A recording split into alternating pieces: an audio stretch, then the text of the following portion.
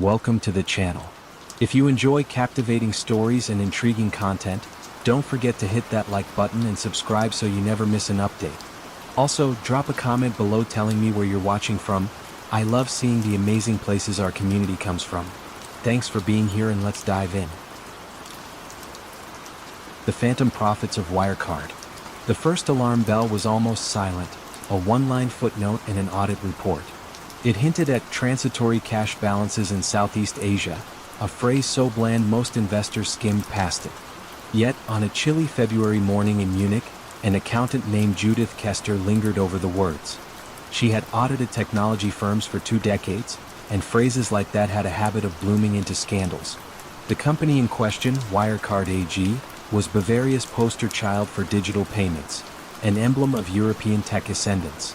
Its CEO, Markus Braun, stood on magazine covers beside taglines proclaiming him the continent's answer to Silicon Valley visionaries.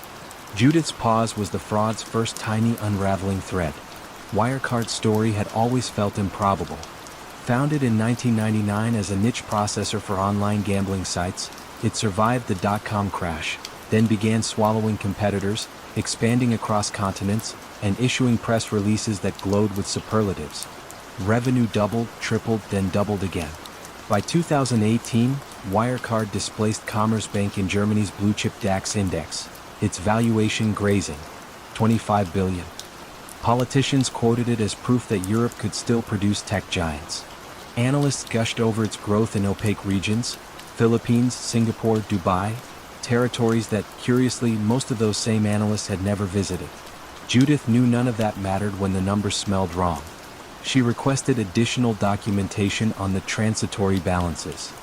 Wirecard's finance division assured her the cash sat in escrow accounts, awaiting reconciliation from Asian acquiring partners. It was late summer before she received the statements, PDFs stamped by 2 little-known banks in Manila. The balances totaled $1.9 billion, roughly a quarter of Wirecard's reported cash. Yet the PDFs lacked Swift message traces, and the signatures looked copied, not inked. Judith asked the banks to confirm. Emails bounced back. Phone calls reached clerks who had never heard of Wirecard. She escalated her concerns. But Wirecard's supervisory board cited glowing third-party audits and looming quarterly deadlines.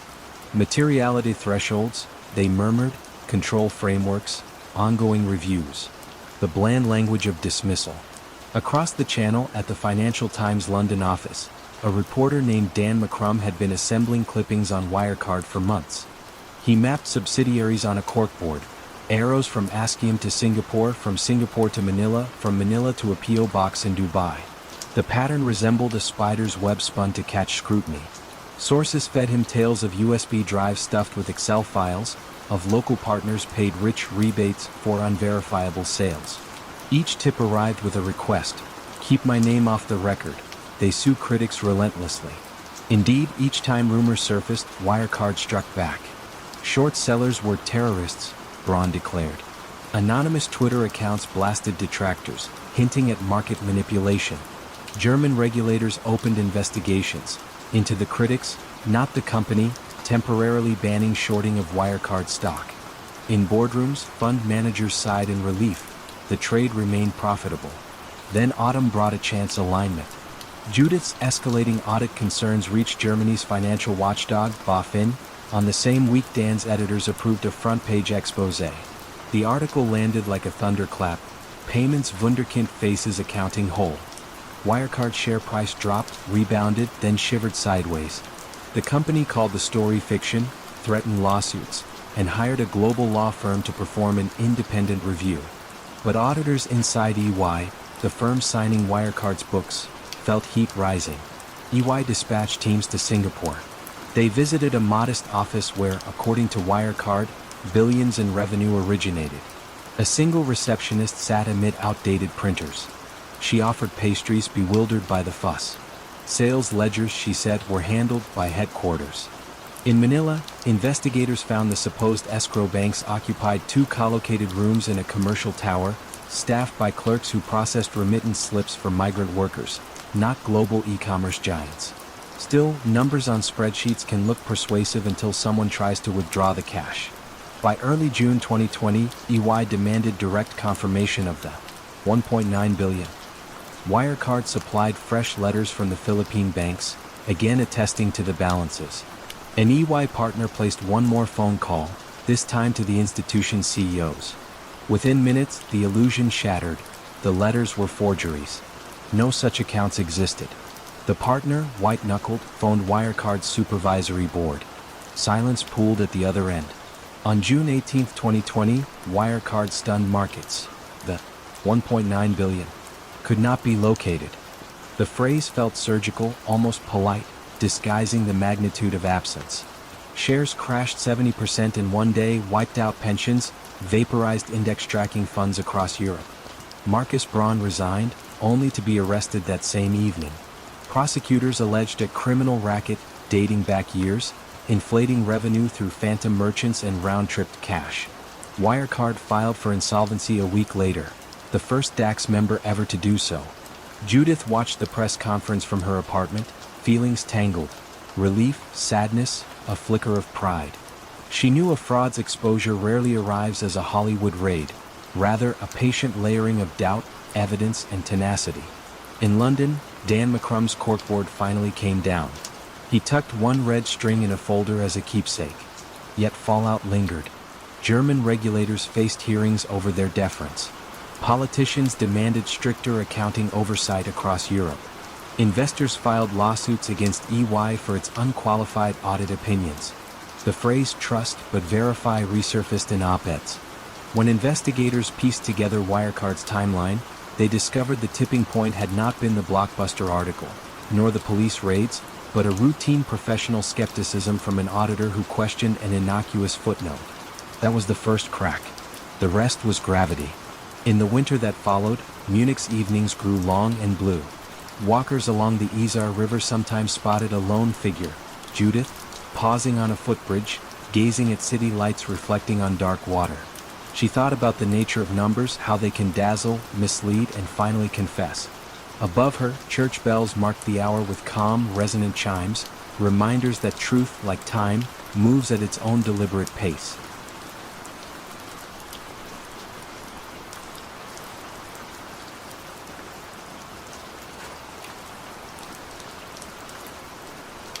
The glass walls of Theranos.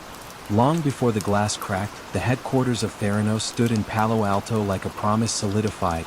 Sunlit atriums, white lab benches, corridors lined with motivational slogans in minimalist fonts. Visitors wore access badges that glowed crimson, the color of freshly drawn blood, a deliberate flourish. The founder, Elizabeth Holmes, preferred black turtlenecks and direct eye contact. Her voice, low and unwavering, wrapped investors in a futuristic fable. A fingerstick of blood, a desktop box, and instant results for hundreds of tests. No more anxious waits, no vials spiraling through distant laboratories. Medicine, she said, would finally keep pace with Silicon Valley speed. In 2013, venture capital flowed in widening rivers. Former secretaries of state joined the board. Retail magnate Walton Ayers wired funds. Military brass admired the portable machines allegedly humming in Afghanistan.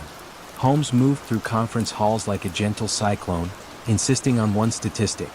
Nearly half of Americans skip blood work because of fear or cost. Theranos, she vowed, would change that.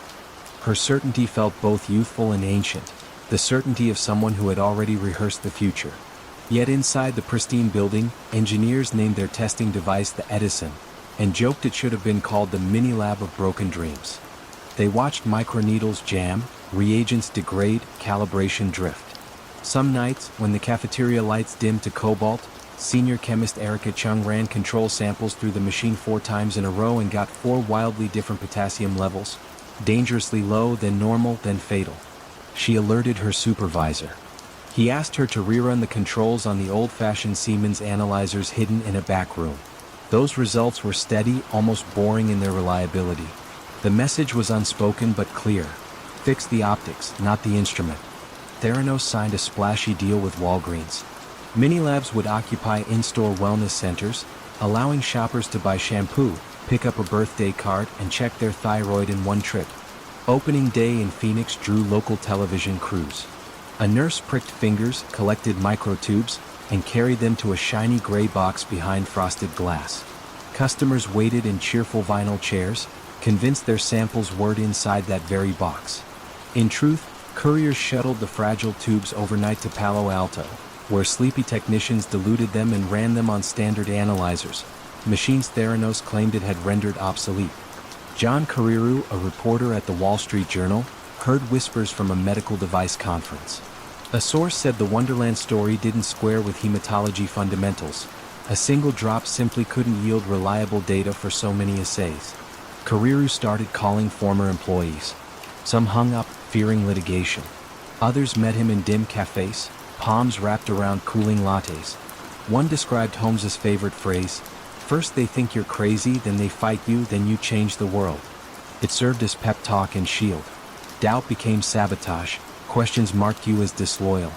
Investor meetings still glittered. Holmes projected slides of growth curves that climbed like alpine slopes. She wore a white lab coat over her black ensemble, a theatrical nod to scientific rigor. Retired generals spoke of battlefield diagnostics. Venture capitalists spoke of disruption. Only rarely did someone ask to peer inside the device. When they did, they saw circuit boards arranged with Apple-like precision, a carousel of test cartridges and LED screens glowing teal. It all looked persuasive until one realized the cartridges contained tests licensed from other companies, miniaturized but not revolutionary. Tyler Schultz, grandson of board member George Schultz, joined Theranos as a researcher fresh out of Stanford. He adored Holmes's mission until he noticed the quality control failures stacking up like ignored parking tickets. One evening he emailed Holmes directly, attaching a spreadsheet of inconsistent results. She thanked him tersely and copied Sunny Balwani, Theranos president and Holmes's secret partner. The next morning Tyler found himself isolated in meetings, badge access limited.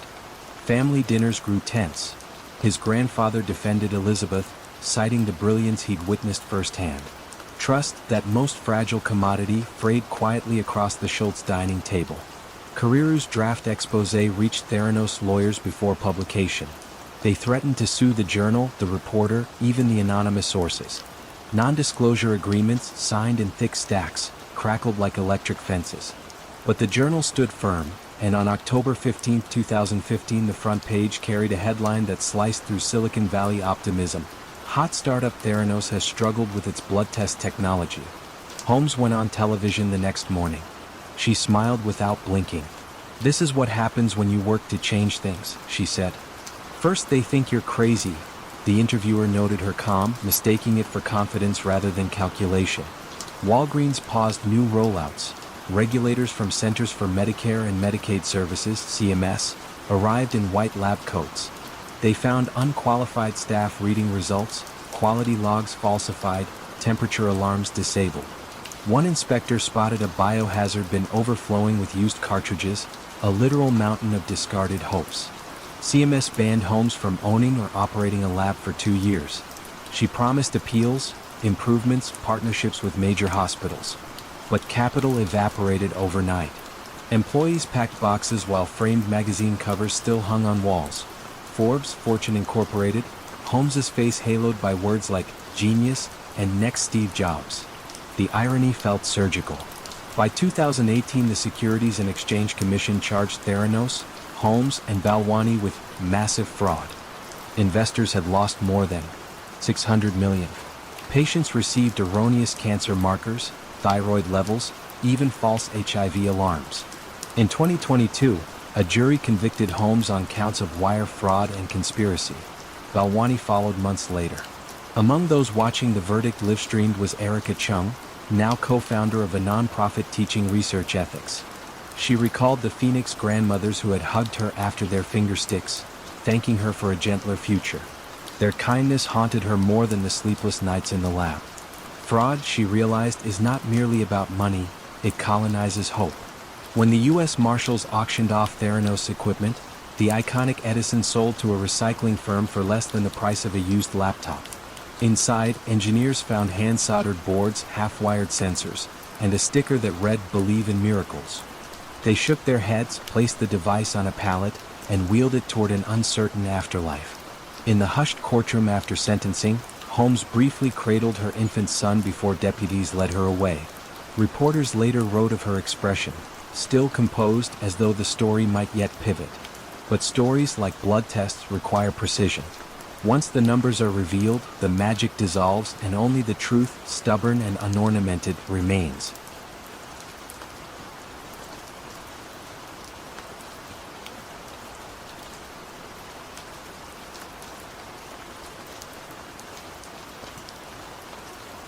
The smoke in Enron's mirrors. Houston's autumn sky looked scrubbed clean the morning Jeff Skilling rang the New York Stock Exchange bell remotely, grinning beside a banner that read "Ask Why." The slogan sounded philosophical, almost Socratic, yet within Enron's glassy headquarters it translated to a different command: challenge every limit, every accounting rule until it bends. Traders quoted it like scripture while electricity prices danced on their screens.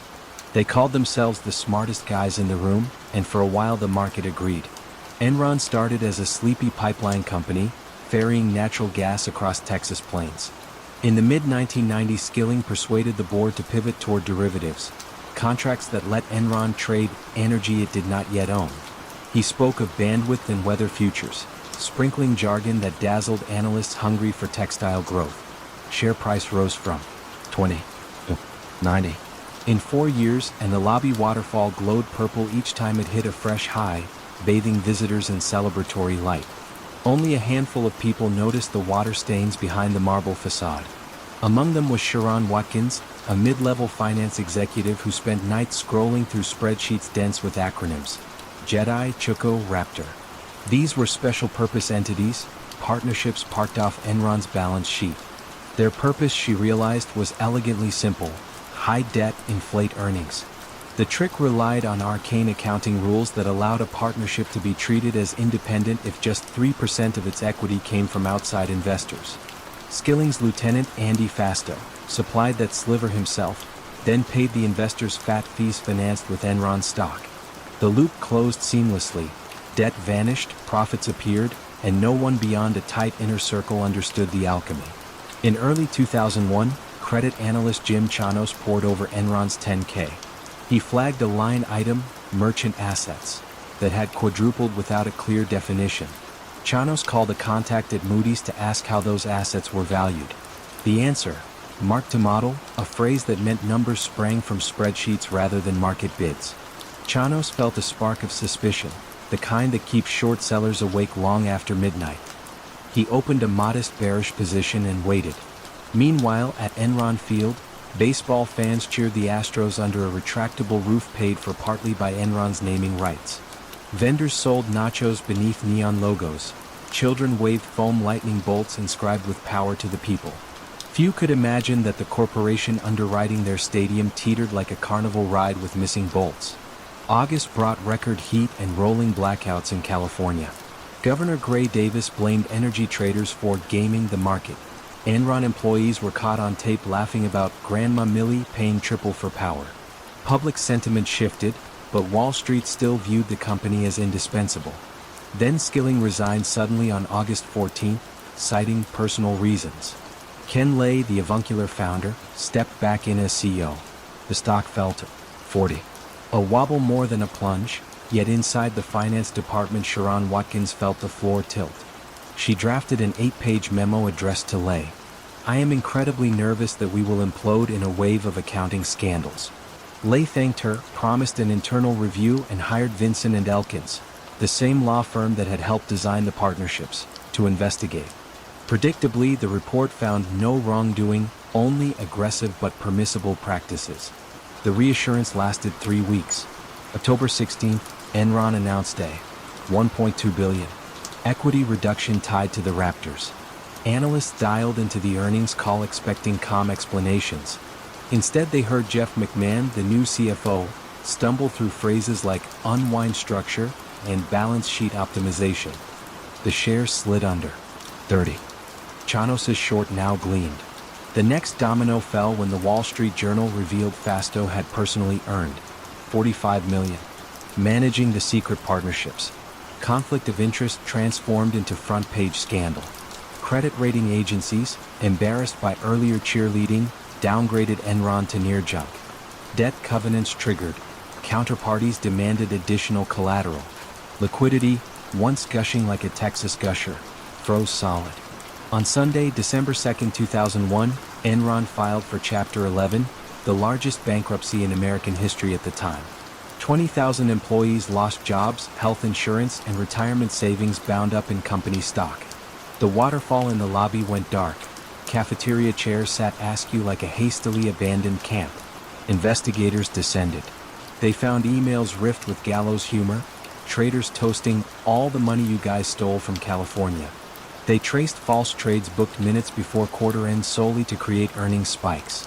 They discovered auditors at Arthur Andersen had shredded documents once subpoenas loomed, confetti that fluttered through a January sky when janitors emptied dumpsters behind the firm's Houston office. Congress televised hearings. Skilling denied knowledge. Lay blamed short sellers in the media. Fasto, facing a 98-count indictment, struck a plea deal and described his partnerships in methodical, almost bored tones. "This vehicle allowed us to move debt off balance sheet," he said, as if narrating a home improvement video. His testimony pierced the last illusions. Arthur Andersen, convicted of obstruction, dissolved within months. 28,000 jobs evaporated because a few partners had prioritized fees over integrity. Sarbanes-Oxley legislation soon mandated stricter internal controls, CEO certifications, and jail time for false filings. Yet regulations, like levies, tend to rise only after the flood. Years later, on a quiet trail near Aspen, a jogger recognized Jeff Skilling, thinner, serving the last stretch of a 14-year sentence at a halfway house. The jogger recalled Enron's slogan and wondered if asking why had ever included asking how consequences might unfold. In Houston, former employees gathered at a corner bar each December 2 to mark the bankruptcy's anniversary. They ordered Shiner Bock and reminisced about Christmas bonuses paid in phantom stock. Some still kept faded ID badges in desk drawers, a reminder that brilliance without honesty is simply smoke looking for mirrors. The Enron towers still rise over the city, now bearing a different logo. New tenants walk marbled corridors unaware that beneath the floor tiles, cables once hummed with trades that never truly existed. The waterfall has been restored, its water seems clear enough. Yet a plaque in the lobby quotes an anonymous line etched after the collapse, small enough that few visitors stoop to read it. Trust arrives on foot and leaves in a Ferrari. A quiet epitaph for an empire built on vapor, gone in the blink of an accounting entry, leaving only lessons for those willing, finally, to ask why and then keep digging.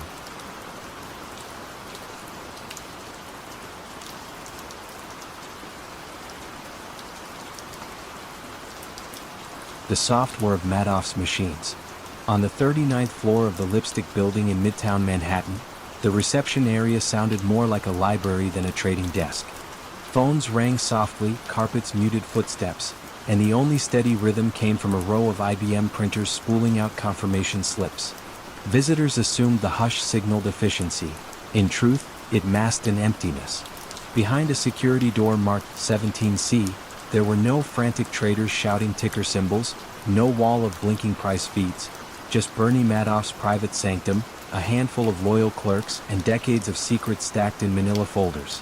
Madoff cultivated contradiction. Publicly, he was the elder statesman of NASDAQ, the man who helped automate exchange trading.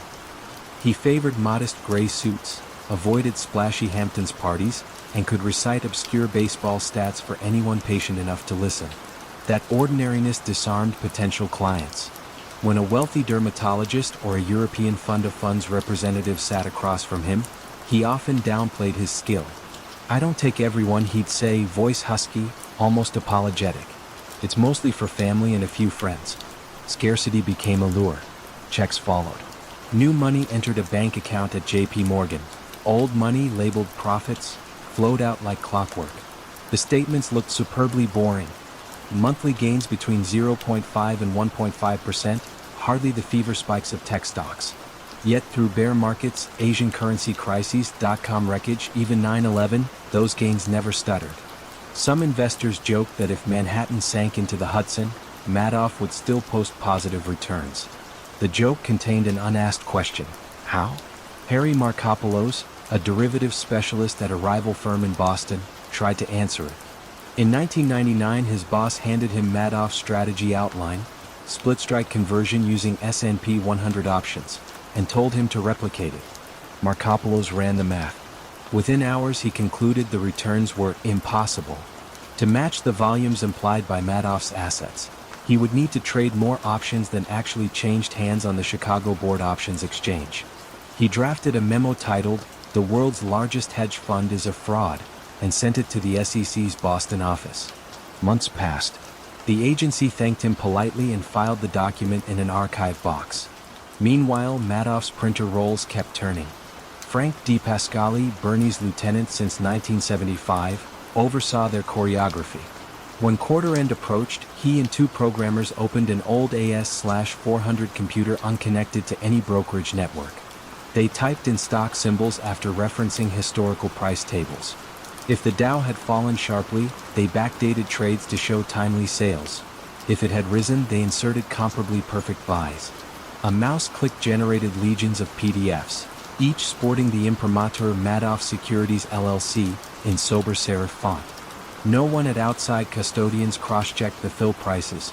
Auditors, small firms dependent on Madoff's fees, verified only that statements existed, not that trades had cleared.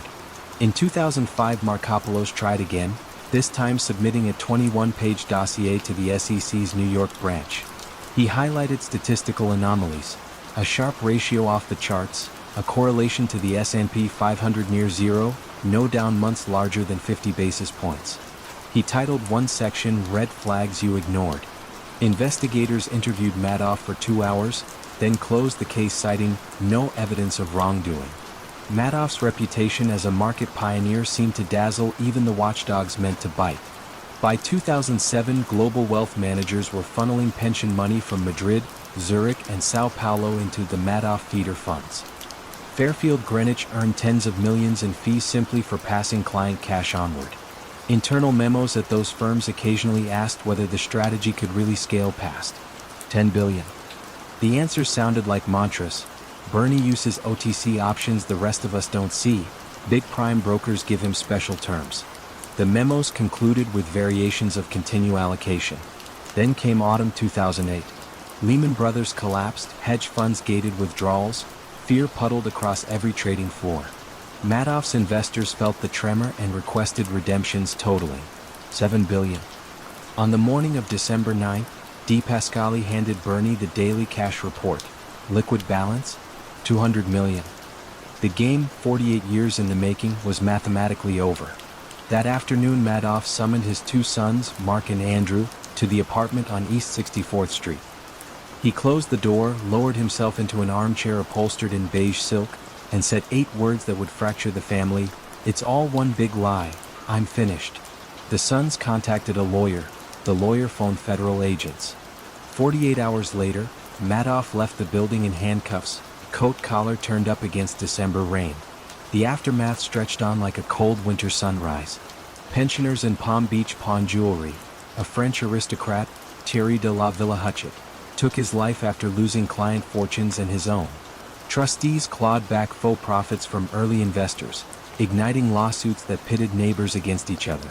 A final account tallied losses at $64.8 billion, the largest Ponzi scheme in history. During sentencing, Judge Denny Chin asked if Madoff wished to speak. He rose, clasped the podium, eyes rimmed red but dry. "I live in a tormented state for all the pain I've caused," he said. The gallery, packed with defrauded families, sat stone still. Chin imposed 150 years. Applause erupted, not jubilant but weary, the sound of dignity reclaiming a last scrap of ground.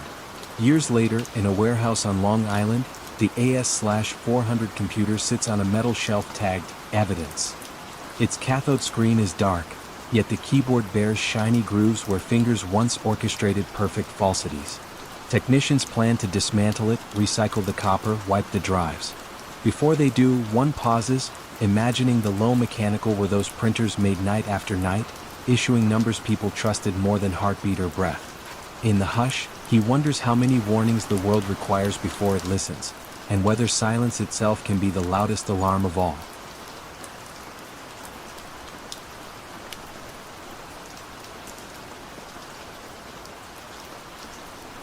The quiet click of Dieselgate.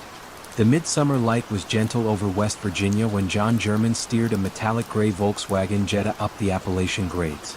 He worked for the International Council on Clean Transportation and carried a portable emissions analyzer in the trunk, an ungainly device of tubes and blinking diodes nicknamed the doghouse.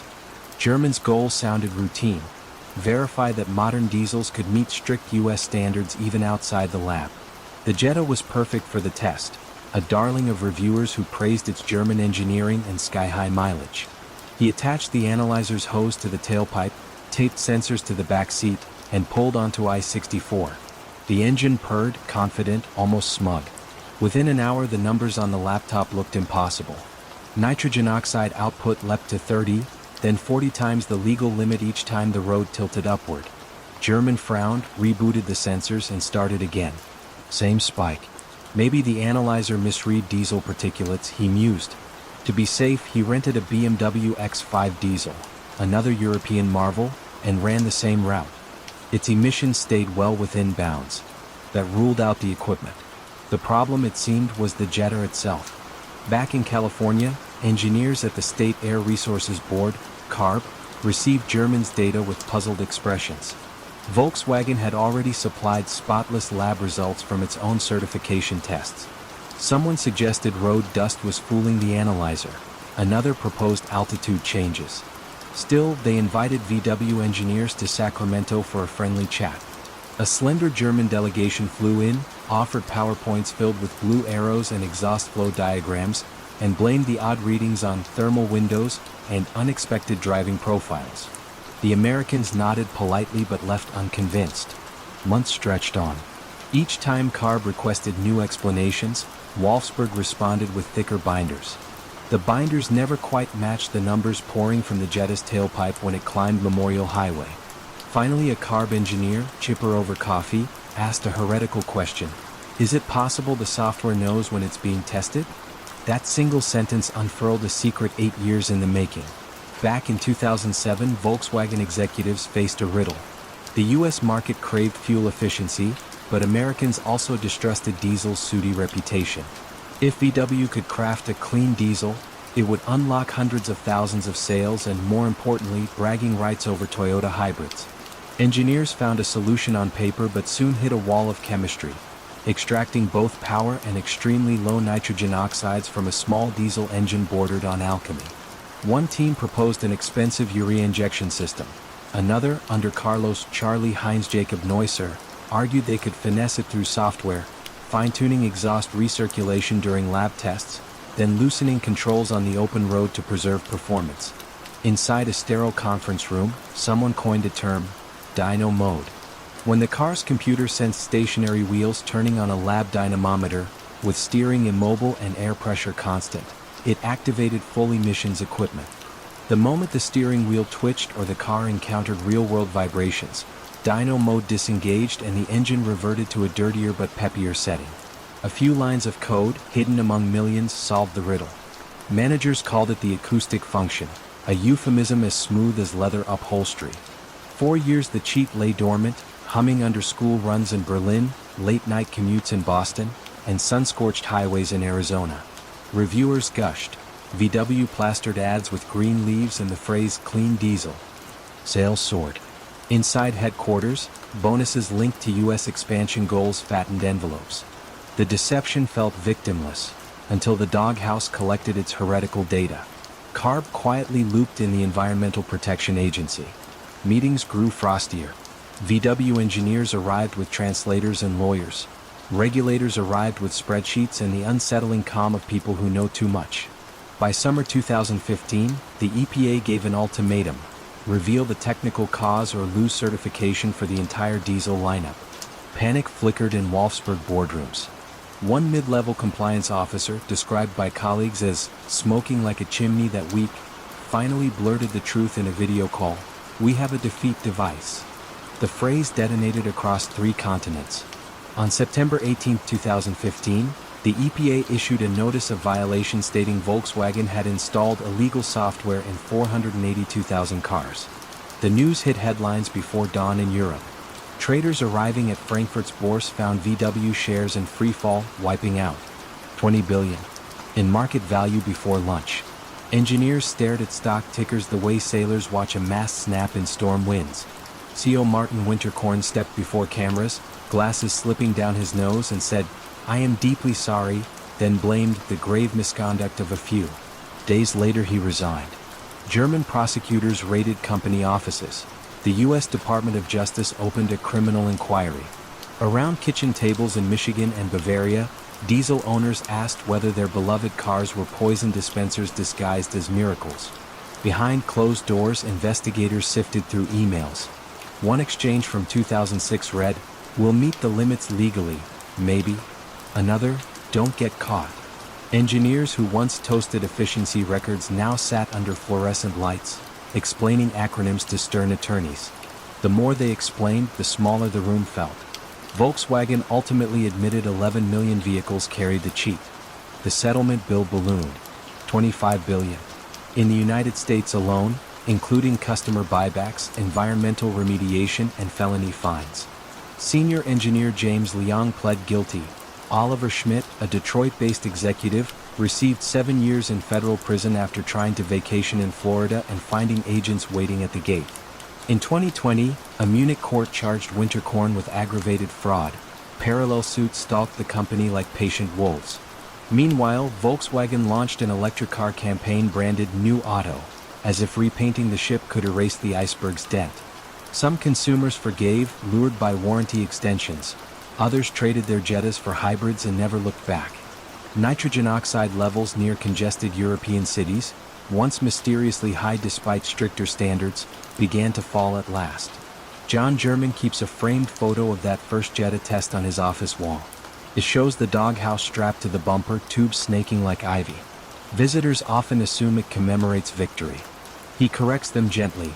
It honors due doubt, the scientist's duty to check even the most trusted claims. The quiet click of hidden code, he muses, can roar louder than any engine once truth opens the throttle. Today, as new cars glide silently on lithium batteries, one lesson idles in the background, its signal light forever amber. When technology boasts perfection, lift the hood and listen, really listen, for the faint hum of what it might be hiding.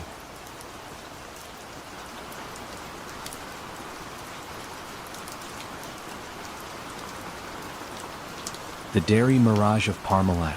The village of Collecchio, nestled amid Parma's buttery hills, smelled of cut hay and warm milk the morning Callisto Tanzi padded through his factory in a crisp white coat.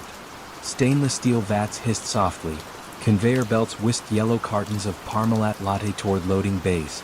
To employees he seemed the archetypal Italian industrialist, affable, hands-on, quick to invoke La Famiglia. Yet beyond the gleaming production floor, a paper empire was unfurling, one balance sheet trick at a time. Parmalat began as a tiny pasteurization plant in 1961. Tanzi's brilliance lay in UHT packaging, which stretched milk's shelf life from days to months. Supermarkets from Milan to Madrid stocked the cartons, and by the late 1990s Parmalat boasted soccer sponsorships, Formula One logos, even a satellite television venture. Investment bankers adored the narrative, agrarian authenticity fused with modern finance.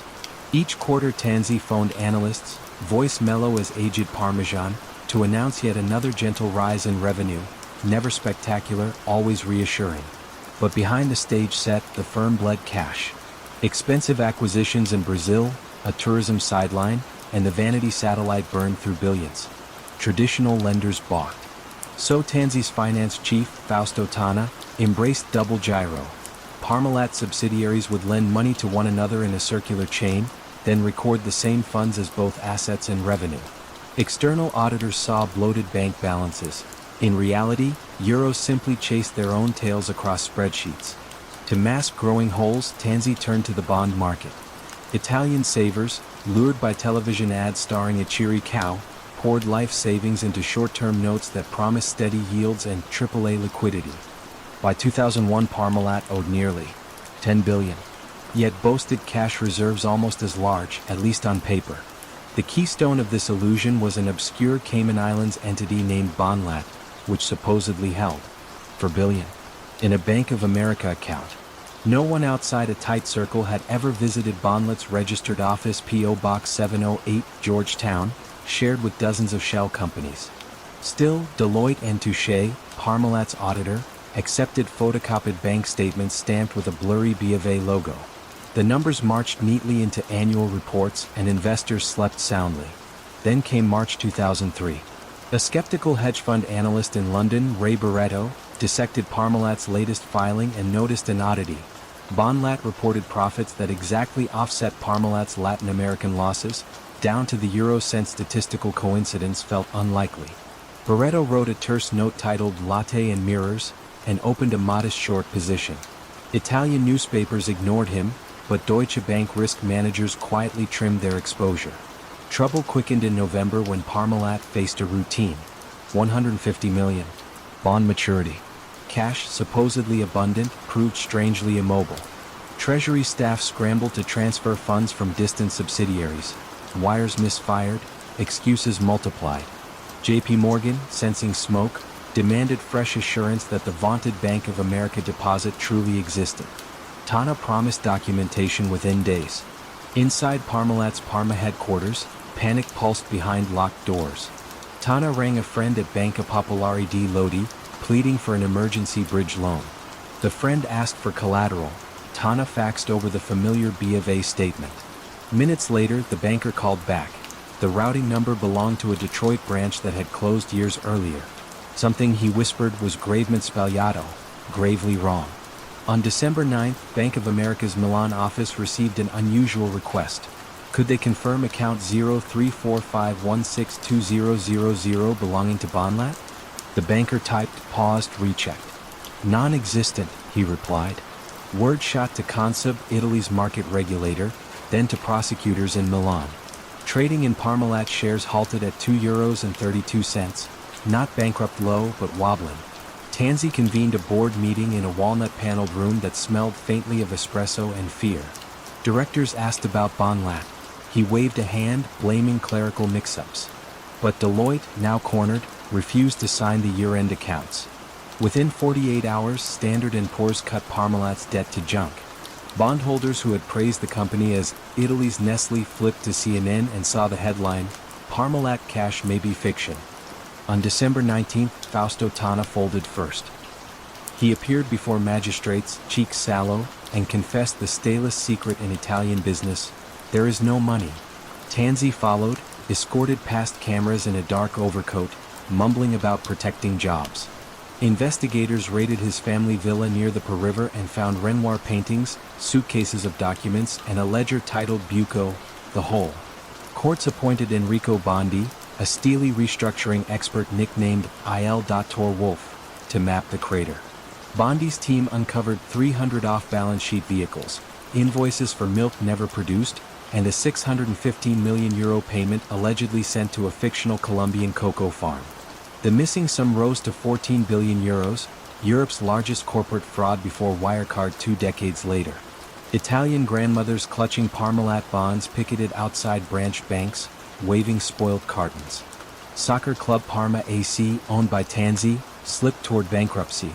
Star players left on free transfers. The scandal singed the Vatican after it emerged that a church-owned fund had sunk millions into the doomed bonds, believing them as safe as holy water. In 2008, Callisto Tanzi was sentenced to 10 years, later extended to 17 after appeals. He spent his last days under house arrest, gazing at the same pastures that once supplied his empire's milk. Fausto Tana served 8 years, emerging gaunt and taciturn, reputedly working at a small Parma car wash, rinsing real suds instead of imaginary cash. Parmalat itself, shorn of fraud and debt, survived. In 2011, France's Lactalis acquired the humble giant. The blue and white cartons still line European shelves, their best before dates stamped with industrial precision. Most consumers never taste the bitterness beneath that foil seal. Yet in a modest office outside London, Ray Barretto keeps one empty carton on a bookshelf, its sides annotated in red ink showing the ratio calculations that first twitched his suspicion. Visitors assume it's a quirky paperweight. He calls it a memorial. Numbers, he likes to say, can spoil faster than milk, if no one sniffs before swallowing.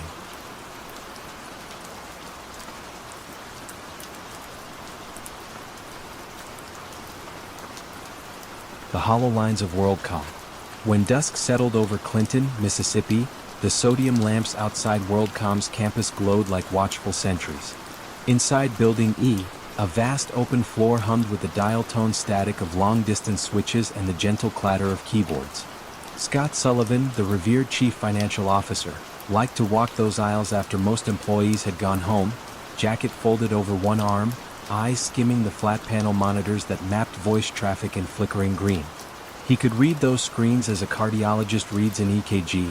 Every pulse of data told him whether WorldCom's heart was still beating fast enough to please Wall Street. Bernard Ebbers, the company's lanky, silver-haired chief executive, had promised dizzying growth ever since he'd stitched together dozens of small telephone carriers into a single empire. His legend was irresistible, a former basketball coach turned motel owner who'd leapt into telecom just as the internet arrived. Reporters loved the cowboy boots he wore to shareholder meetings, the earnest twang with which he declared that bandwidth demand would double every 100 days. "Stay with us and we'll wire the world," he'd say, and analysts would raise their price targets another notch. But by 2000, the easy expansion was over. The dot-com boom sagged, and companies that once bought circuits by the mile suddenly canceled orders. Every lost customer left behind the same bruise in the ledger. Fixed network costs unmoved, revenue sagging. Sullivan watched the operating margin slide toward zero. Quarterly guidance loomed like a cliff. Late one evening he gathered a handful of senior accountants in a glass-walled conference room. A whiteboard stood between them and the darkened hallway beyond. On it Sullivan drew a block diagram. Revenue on top, line cost expenses beneath. As he talked, he uncapped a red pen and almost casually shifted $771 million in line costs, fees WorldCom paid to lease other carriers' networks, into a capital expenditure bucket labeled prepaid capacity. The move turned expenses into assets as if by magic. A simple journal entry would lift earnings, keep ratios bright, and he assured them, would be temporary until demand rebounds. The accountant stared at the number as though it were a live wire. Capitalizing operating costs violated basic accounting scripture, but Sullivan's authority felt unassailable. He cited statement of position 98-1, a rule about software development costs. The comparison was stretched thin, yet the veneer of jargon provided cover. By midnight the first adjusting entries were keyed into the general ledger, buried in an account code no outsider had reason to scrutinize. From that night forward the pattern hardened into ritual. Each quarter a spreadsheet labeled topside entries circulated between Sullivan's office and the tiny controller's cubicle bank. The document listed precise figures, $560 million here, $743 million there, each routed to obscure capital accounts titled Fiber Route Development or Corporate Consolidation. The numbers lengthened like shadows at sundown, eventually totaling more than $3.8 billion. WorldCom's earnings announcements resumed their old, comforting cadence. Ebbers strode onto conference calls brimming with folksy triumph. Revenue up, costs controlled, synergy ahead of schedule. His baritone carried no tremor, even as the real cash balance told a harsher story. Brokerage analysts, lulled by those tidy lines, penciled in by recommendations. Pension funds poured in retirees' savings. On Main Street, small investors dialed up discount brokers and bought shares at $40, $50, $60, certain they were catching the next AT&T before it bloomed. Yet within the warren of cubicles on the 5th floor, whispers gathered. Betty Vinson, a middle-aged accounting manager known for meticulous binders, confessed to a colleague that she felt sick every time she entered another phony capitalization. She drafted a resignation letter, then tore it up after Sullivan assured her the adjustments would soon be reversed. The promise felt hollow, but in a town where WorldCom badges opened doors to schools, hospitals, and country clubs, quitting carried its own dread. The facade cracked in March 2002 when Cynthia Cooper, Vice President of Internal Audit, learned that capital expenditure accounts were ballooning without corresponding network builds. Cooper was methodical. She formed a small, secret team that conducted after-hours reviews, laptops balanced on knees to avoid the clack of desktop keyboards alerting IT logs. They traced ledger entries line by line, watching expenses leapfrog into asset pools like chess pieces moving 2 squares at once. Cooper's team met resistance at every turn. Requests for invoices stalled in bureaucracy. Server access was revoked for maintenance. One night, rummaging through storage, they found a stack of unsigned capital release forms. evidence that numbers had been shifted without the engineering department's knowledge. The more obstacles they faced, the clearer the picture became. The company's margins were not engineered by efficiency but by eraser dust. On June 14th, Cooper delivered her findings to the audit committee. The presentation lasted only 20 minutes, yet silence afterward stretched longer.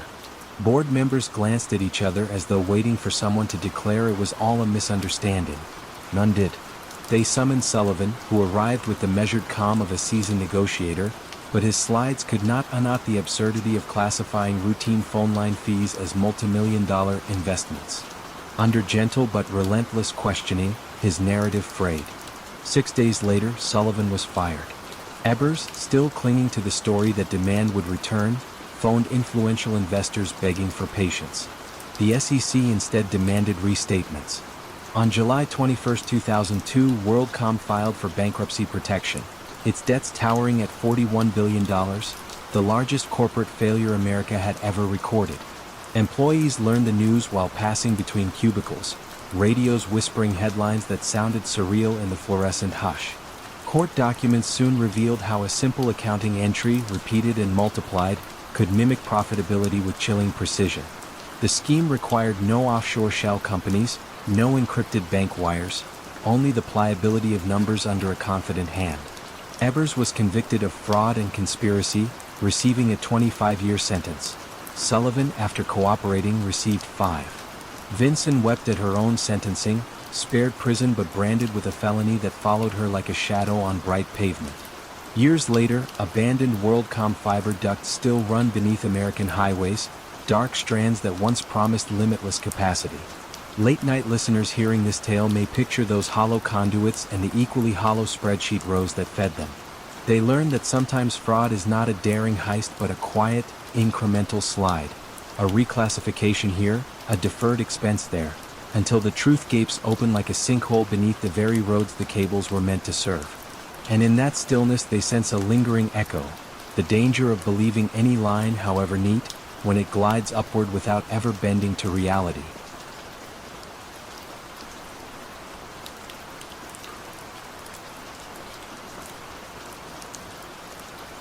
The tilted clock of Libor. London wakes slowly in December, its river catching pale sunlight like a ribbon of mercury. On the 9th floor of a glass tower in Canary Wharf, a trader named Tom Hayes is already perched at his desk, headphones sealed to his ears, eyes locked on twin screens where numbers flicker in fractions of a second. He deals in interest rate derivatives, esoteric contracts that pivot on a single benchmark, the London Interbank Offered Rate, better known as Libor. That rate is, quite literally, the price of money for banks across the world, set each morning at 11 o'clock by a panel of elite institutions. A wobble of 1/100th of a percentage point can shift millions.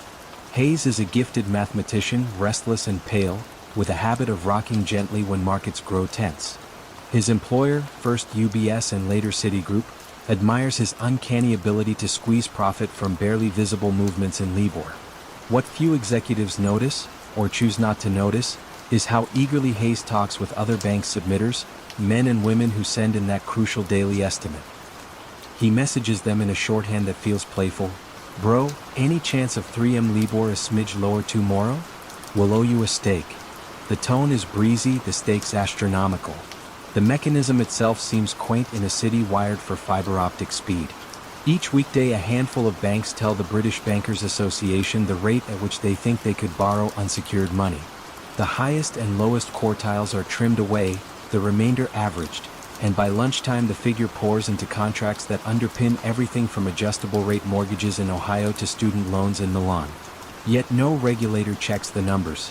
They rest on professional honor, a commodity rarer than gold when bonuses hinge on the tiniest edge. Back in 2007, the global credit markets are rattling. Trust between banks thins to tissue. If a firm submits a Libor estimate that looks too high, traders and journalists might guess it's desperate for cash. Reputation, therefore, becomes one more variable to manage. Bank A nudges its rate down to project strength. Bank B follows suit not to stand out. Into this fog steps Hayes, who sees an opportunity so elegant it feels almost victimless. Coordinates submissions just enough to shift the average in favor of his book. Coordination begins with courtesy. Need high 1M fix, mate? he types to a former colleague now at Royal Bank of Scotland. The colleague replies with a winking emoticon. Consider it done. Minutes later, Hayes adjusts positions worth hundreds of millions, certain the fix will arrive as promised. Most days it does. When it doesn't, he fires off a mild rebuke, never angry, always transactional, then resumes the gentle rocking that suits him between prints. At first, compliance departments view LIBOR as distant noise. Their focus lies on blockbuster scandals, rogue trades, insider tips, suspicious cash wires. Hayes's chats seem almost collegial. Some supervisors even encourage the relationship management, reminding traders to keep the wheel greased. After all, the bank's own treasury desk also wants predictable funding costs. A skewed LIBOR can brighten quarterly earnings, and bright earnings keep shareholders docile. By 2010, however, the chatter has multiplied beyond backslapping jokes. Regulators in Washington and London receive anonymous emails hinting at systemic meddling. One note reads, "Check the timestamps on rate submissions versus swap desk positions. Patterns too clean to be random."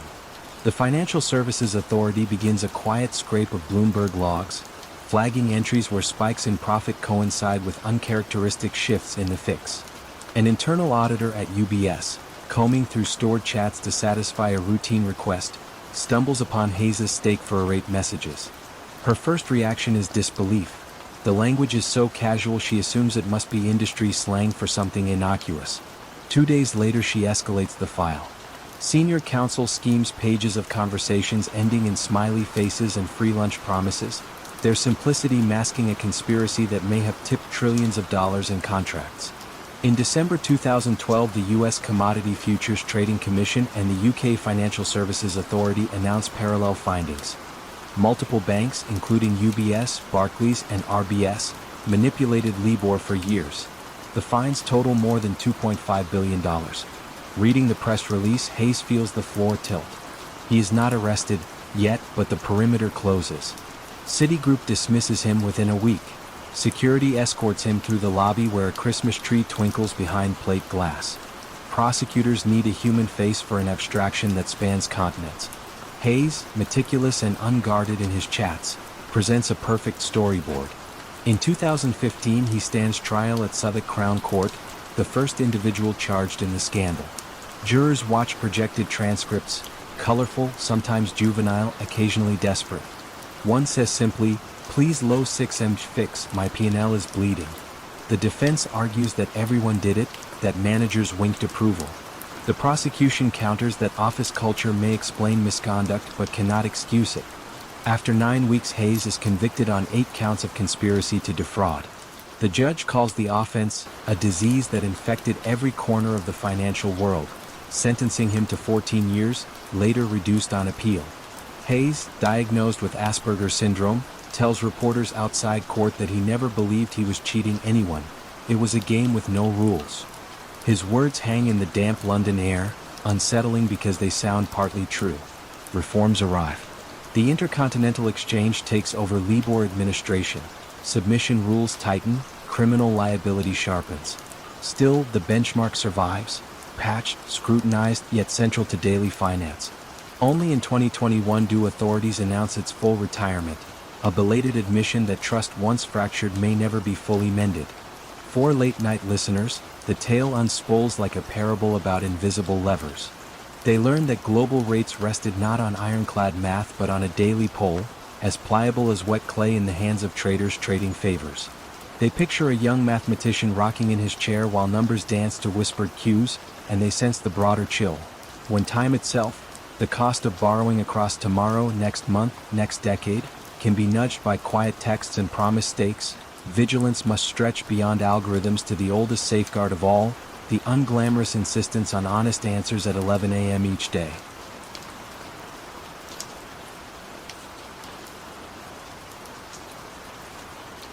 The sour milk of Parmalat.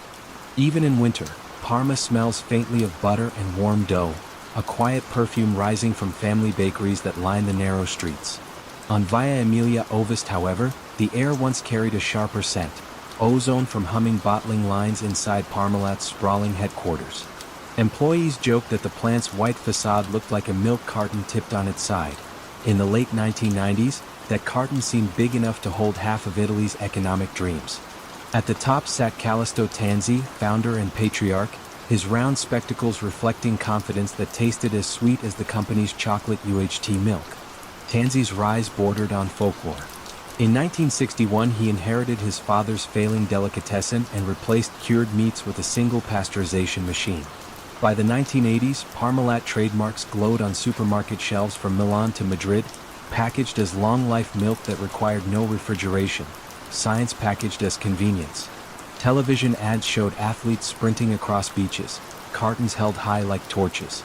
Italians, long suspicious of anything not fresh from the farm, embraced the promise of safety, speed, and modernity. Growth brought applause, but it also brought hunger. Tanzi wanted sports teams, television networks, even tourism resorts. Ventures that drank cash faster than a bottling line could earn it. Banks initially obliged, partly because Parmalat's balance sheet sparkled with liquidity. Billions in short-term investments parked, so auditors believed, in a Cayman Islands subsidiary called Bonlat. Each December, when Deloitte's Italian arm asked for proof, Parma faxed over letters on Bank of America stationery confirming deposits of €3.95 billion. The signatures looked crisp, the routing numbers plausible. No one dialed the Cayman branch to double-check. Phones tend to stay silent when paperwork appears immaculate. Inside Parmalat's finance office, a quieter rhythm pulsed. Chief Financial Officer Fausto Tana orchestrated it, a conductor of looping loans and paper profits. When a bond matured, he raised a larger one through a Dutch shell company, funneled it through Luxembourg partnerships, then recorded the incoming cash as revenue from strategic investments. Outflows vanished into a single opaque line item, other assets, that grew like a snowdrift. Analysts who noticed the ballooning category shrugged. Italian conglomerates, they said, were famously labyrinthine.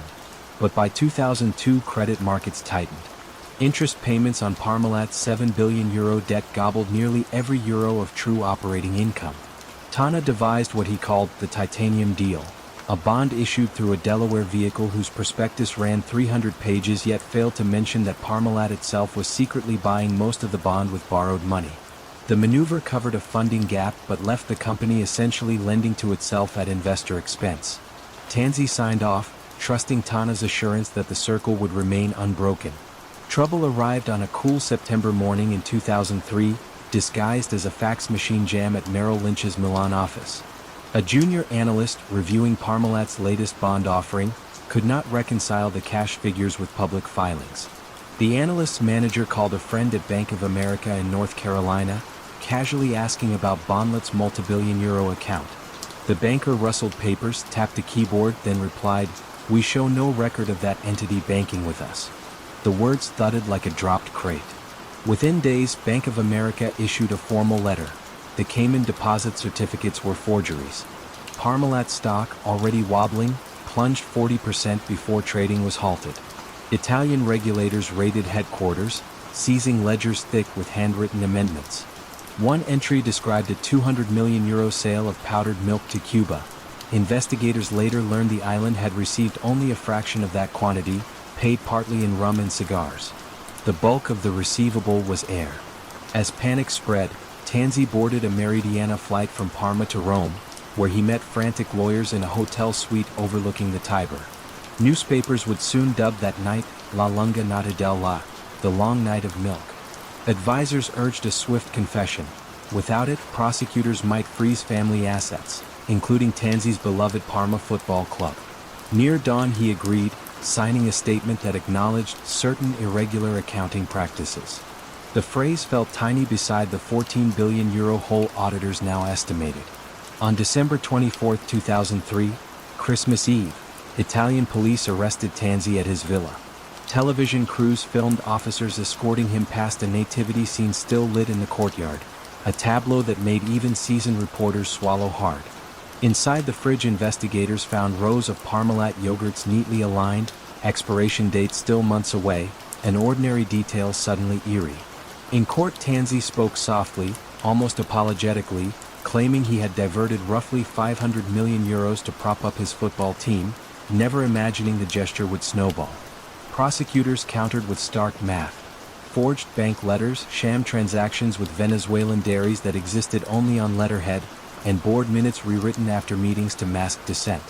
Tana turned state witness, sketching flowcharts that tangled across courtroom easels. Each arrow ended in the same conclusion. Money in circles, profits in press releases, nothing in the bank. By 2005, Tanzi was sentenced to 10 years for market manipulation and later received additional terms totaling nearly 2 decades. Deloitte's Italian partner lost its license for failing to confirm the Cayman accounts. Thousands of small investors, many from Emilia-Romagna farming cooperatives that once supplied Parmalat with raw milk, saw pension savings evaporate. They gathered in town halls clutching blue and white share certificates, pieces of paper every bit as worthless as the Cayman bank letters. Parmalat astonishingly survived. Under new management and strict oversight, it trimmed debts, shed the soccer team, and returned to profit, eventually joining the French giant Lactalis. Yet even today, truck drivers arriving at the Parma plant pause beneath the gate's familiar logo, an 8-petal flower, wondering how something that looked so wholesome could have hidden such decay. Late-night listeners hearing this story breathe in the faint imaginary aroma of warm milk and pastry, then exhale a reminder. Trust, like dairy, spoils when left unchilled. A forged signature, a fictional island deposit, a looping loan, each seemed small enough to overlook, until suddenly they curdled together into the largest bankruptcy Europe had ever tasted. In the quiet that follows, the carton-shaped building on Via Emilia Ovis stands ghost-white against the stars, a monument to ambition soured by its own excess.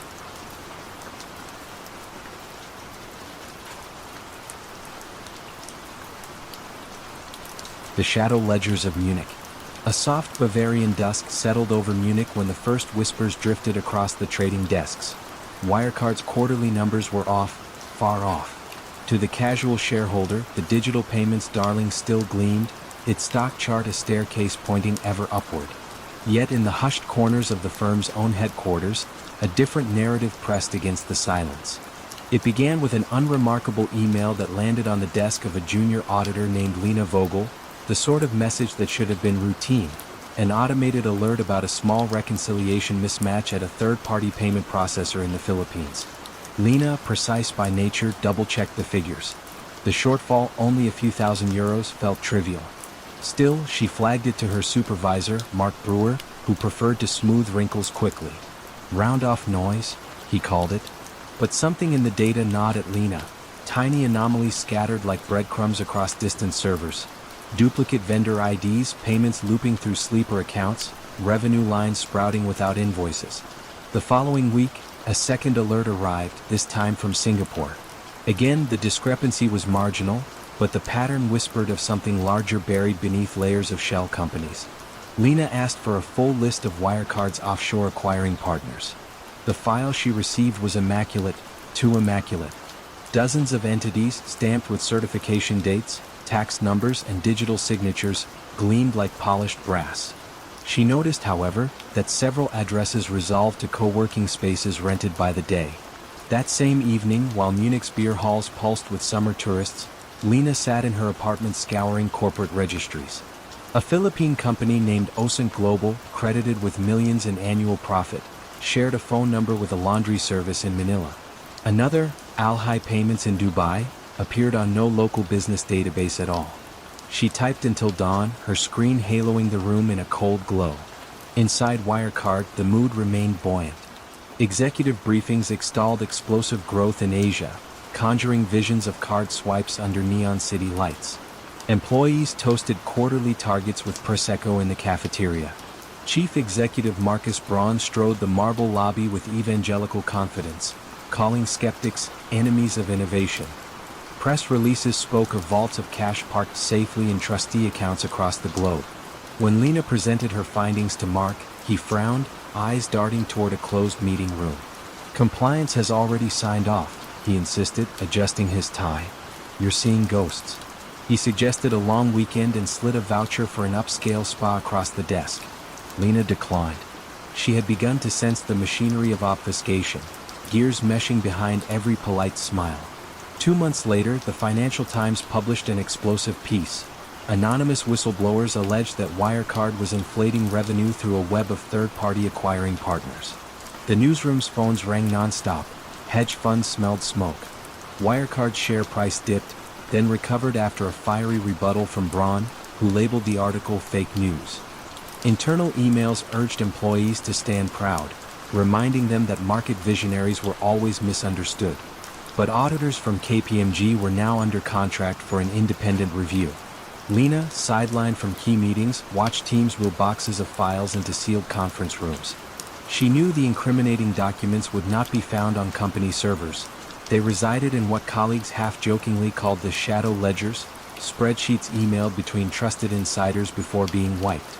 Access was limited, and Lena no longer received the late-night pings she once did. Frustrated, she reached out to a former co-worker now in Singapore, Ravi Sharma, who had managed merchant onboarding for Southeast Asia. Over an encrypted call, Ravi confessed that many supposed clients were phantom shops. Websites never went live, addresses belonged to P.O. boxes, and yet monthly statements showed roaring sales. Money sluiced from one offshore node to another before looping back as legitimate revenue. "It's like watching water poured into a Mobius strip," he whispered. The KPMG report, delayed for months, finally surfaced in April. Its language was cautious, but the subtext screamed. Crucial data was missing, access obstructed, explanations inconsistent. The board summoned an emergency call as investors dumped shares in a panic. On a sweltering June morning, auditors asked a simple question. Could Wirecard confirm the existence of €1.9 billion supposedly held in 2 Philippine banks? A pause stretched across continents. Then came the brittle reply: the cash was gone. Perhaps it had never existed. Police cars rolled up to Wirecard's glass fortress at dawn, lights strobing against steel and stone. Employees huddled behind windows as officers led the company's chief operating officer, Jan Marsalek, out the front door. By nightfall he had vanished, slipping beyond border controls with a passport from a friendly nation. Rumors placed him in Belarus, then Moscow, then North Africa, his trail dissolving like mist. Marcus Braun surrendered to authorities, though he maintained that he, too, had been deceived. Shareholders filed suits. Retirees saw pensions evaporate. In Lena's now quiet office, cleaning crews boxed documents under the watchful eye of forensic accountants. She stood by the window one last time, gazing at the Izar River glinting beneath the city's bridges. She felt no triumph, only the hollow echo of potential squandered. Months later, the narrative settled into public memory, a fintech miracle revealed as Europe's largest post-war fraud. Yet the smaller moments remained unseen. The reflexive dismissal of an email, the cover story accepted without question, the spa voucher offered like a hush-money lullaby. Fraud, Lena reflected, was rarely a single dramatic leap. It thrived in incremental concessions in the quiet spaces where doubt was discouraged. As autumn leaves swirled across Munich's avenues, regulators vowed stricter oversight, and tech dreamers drafted new mission statements heavy with promises of transparency.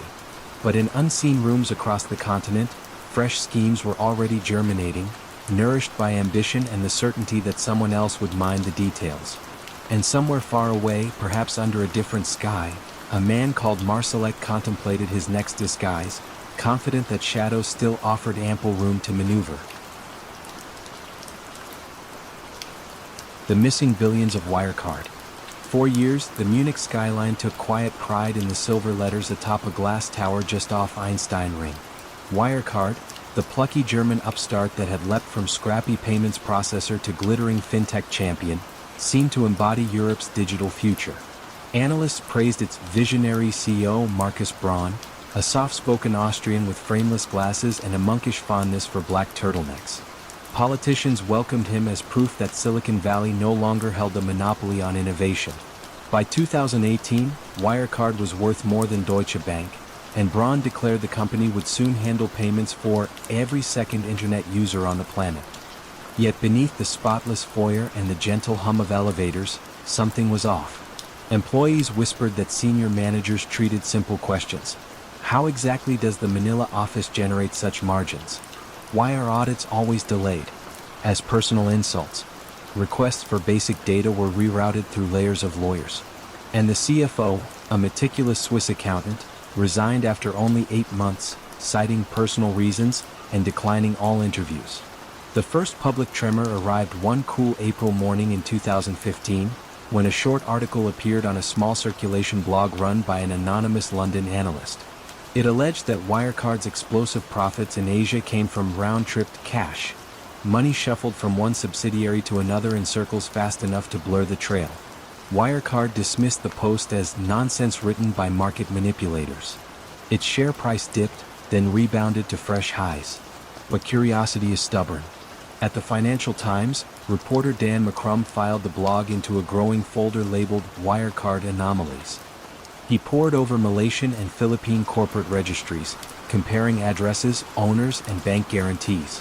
Some subsidiaries shared the same dingy mailbox in a Manila shopping mall. Others listed directors who, when called, insisted they had never heard of Wirecard. In early 2019, McCrum's team published an exposé describing forged contracts and fake customers. Wirecard thundered back with lawsuits and press releases accusing the newspaper of colluding with short sellers. German regulators unusually sided with the company. They banned investors from betting against Wirecard stock and launched a criminal probe into the journalists. The message was clear. Wirecard was the pride of German tech. Doubting it bordered on treason. Inside the company, Chief Operating Officer Jan Marsalek projected icy calm. Athletic and fluent in 5 languages, Marsalek cultivated an air of mystery. He boasted of off-the-record trips to Libya, of private meetings with Russian intelligence, of cryptocurrency projects that would redefine trust. To nervous junior managers, he offered a mantra: just deliver the numbers. Those numbers, however, were growing harder to conjure. Each new acquisition demanded fresh cash. Each audit asked for thicker evidence that Asian partners really held the balances Wirecard claimed. The solution was as old as fraud itself. Invent the balances and find a bank willing, or naive, enough to confirm them. Enter 2 small Philippine banks, BPI and BDO. Wirecard said they safeguarded 1.9 billion euros in escrow accounts on behalf of its payment clients. Year after year, auditors from Ernst & Young accepted photocopied letters, stamped and signed, attesting to the money's existence. It was only when a skeptical contingent insisted on calling Manila directly that the illusion began to tear. On the 16th of June 2020, a quizzical clerk at BPI told EY's German audit partner that the letter he held was not authentic. A similar call to BDO produced a terse statement: "We have no relationship with Wirecard." 48 hours later, EY refused to sign the annual accounts. Marcus Braun stood before cameras in Munich, cheeks pale under studio lights, and acknowledged the possibility that 1.9 billion euros may not exist. The markets reacted like a dam had burst. Wirecard shares, once 190 euros, collapsed to 15 euros in 2 days, then to pennies. Braun was arrested for balance sheet manipulation but released on €5 million bail. Marsalek said he was traveling on business and vanished, last tracked boarding a private jet from Austria to Minsk under a false name. Interpol later placed him on its most wanted list. Curiously, Wirecard's employees kept reporting to work even as police cleared desks for evidence. Engineers who had built perfectly functional payment gateways wondered how the success they touched daily could coexist with a void of almost 2 billion euros. A young product manager described the mood as a ship still under power with the engine room flooded. Parliamentary hearings soon revealed why the fraud had endured so long. Germany's financial watchdog, BaFin, had assigned only a single junior officer to monitor Wirecard, a company handling billions in global transactions, because it was technically classified as a technology firm, not a financial institution. Ministers admitted they had celebrated Wirecard's rise so loudly that they became blind to its faults. The most chilling discovery arrived when investigators compared server logs with bank statements.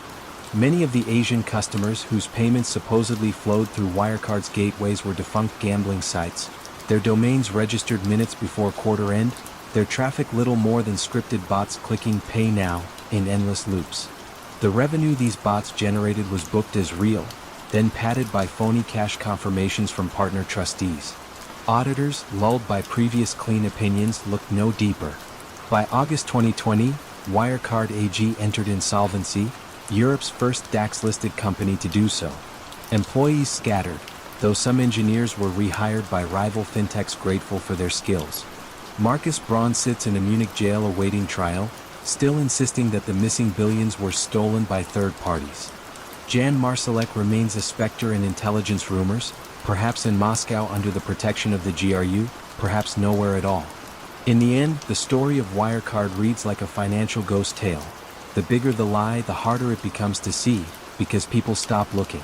Regulators feared damaging a national champion, auditors feared losing a lucrative client, investors feared missing the next tech rocket, and so a vacuum of almost €2 billion passed as solid fact for half a decade. Only when a diligent reporter, a skeptical auditor, and a clerk in Manila compared notes did the emptiness echo loud enough to shatter the facade. Tonight, the silver letters have been removed from the Munich Tower, leaving only faint outlines against the glass. Commuters pass without glancing up, but the building keeps a silent vigil, a reminder that numbers can be forged, signatures copied, and trust, once spent, is harder to locate than a missing €1.9 billion. The Whisper Fund on Lexington Avenue. Twilight draped New York City in pale gold when Harvey Silverman, investment columnist for a mid-sized financial daily, first heard the name of Bernard L. Madoff uttered with hushed reverence. The setting was a private charity gala at the Metropolitan Club. Between clinks of crystal, a hedge fund manager bragged that his family foundation had an inside track with Bernie and never posted a losing quarter. Harvey, a man trained to raise an eyebrow at everlasting sunshine, filed the claim away like a loose thread on an otherwise expensive suit. Madoff's offices, tucked inside the Lipstick Building on Lexington Avenue, looked perfectly ordinary: gray carpet, ergonomic chairs, rows of Bloomberg terminals.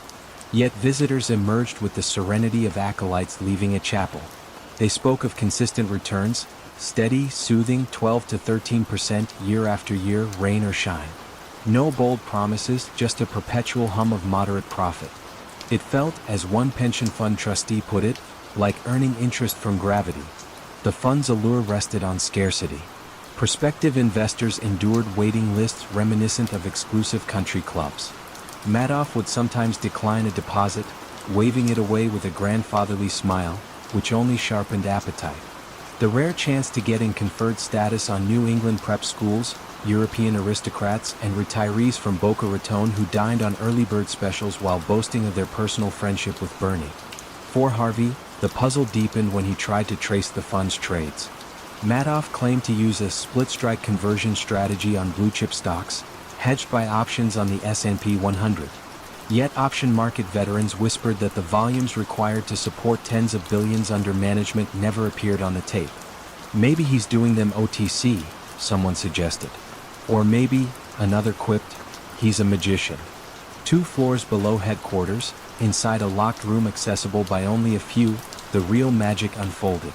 There, a decades-old IBM mid-range computer produced trade confirmations out of thin air. Frank D. Pascali, Madoff's loyal lieutenant, checked off figures by hand, ensuring each client statement gleamed with plausible strikes and settlement dates. The reports looked just technical enough to discourage deeper questions. Meanwhile, actual funds flowed in a slow, silent circle. New deposits paid older withdrawals, the classic choreography of a Ponzi scheme. Regulators had brushed shoulders with the truth more than once. In 1999, a derivatives expert named Harry Markopoulos mailed the SEC a memo bluntly titled, "The world's largest hedge fund is a fraud." Markopoulos had tried to replicate Madoff's results and concluded the numbers could only be fabricated. His warning landed with a soft thud. Examiners performed brief visits, asked polite questions, and left impressed by the firm's veneer of order. After all, Bernard Madoff had chaired NASDAQ. Who would suspect the shepherd of devouring the flock? Harvey finally pressed for an interview. Madoff greeted him in a mahogany-paneled conference room, offering espresso in Limoges porcelain. The financier answered questions with patient courtesy, sprinkling talk of market microstructure and order flow. He cited his proprietary black box for timing trades and smiled at the notion that anyone could reverse engineer it. Harvey left with quotes for a flattering profile but also with a quiet itch. Every explanation sounded polished, yet none revealed how profits were actually generated. Winter of 2008 arrived like a guillotine across Wall Street. Lehman Brothers had collapsed, credit markets froze, and frightened investors everywhere demanded cash. At the Lipstick Building, redemptions flooded in at a pace no Ponzi can endure. Madoff arranged emergency meetings with loyal feeders, hinting that the SEC was breathing down his neck and withdrawals must pause. Some clients, rattled by turbulence elsewhere, complied. Others insisted on their money. On December 9th, Bernie summoned his two adult sons, Mark and Andrew, to the apartment on East 64th Street. Snow pressed against the windows. He confessed that the investment advisory business was just one big lie. The figure was staggering, about $65 billion, including phantom gains. The sons, stunned, consulted an attorney and alerted federal authorities. The next afternoon, FBI agents arrived. One asked whether Madoff had an innocent explanation. Madoff shook his head. "It's all one big Ponzi scheme," he replied, voice thin as the winter light. News detonated across time zones. Foundations evaporated overnight. University endowments stared at gaping holes. Families who thought themselves comfortably middle class faced selling homes. In a Palm Beach cafe, retirees watched cable news in silence, coffee cups cooling as they recalculated the remainder of their lives. European private banks scrambled to reassure clients, only to discover internal exposure that dwarfed their capital buffers. Harvey walked the shuttered newsroom corridors, drafts rustling like fallen leaves. He had documented dozens of scandals, yet none felt as brutally intimate. Here was a fraud built not on exotic derivatives or complex leverage, but on trust, golf course handshakes, synagogue camaraderie, charity gala photographs. The victims were not naive. They were simply soothed by familiarity and a steady drip of good news. In court, Madoff stood in a charcoal suit, thin-lipped and unshaven. He pleaded guilty without a deal, sparing his family a protracted trial yet offering little solace. The judge, outraged by the scope of betrayal, handed down a 150-year sentence. Cameras flashed, onlookers exhaled. But the real punishment, some said, was the erasure of a lifetime persona carefully varnished over decades. Months later, clawback lawsuits lumbered through the system, attempting to redistribute whatever scraps remained. Irving Picard, the trustee, pursued feeder funds and individual investors who had withdrawn gains, arguing that fictitious profits must be returned for equitable restitution. Families who believed they had escaped suddenly found themselves owing millions they no longer possessed. On a rainy March evening, Harvey visited the now vacant Madoff office. The sign had been removed, dust coated the reception desk.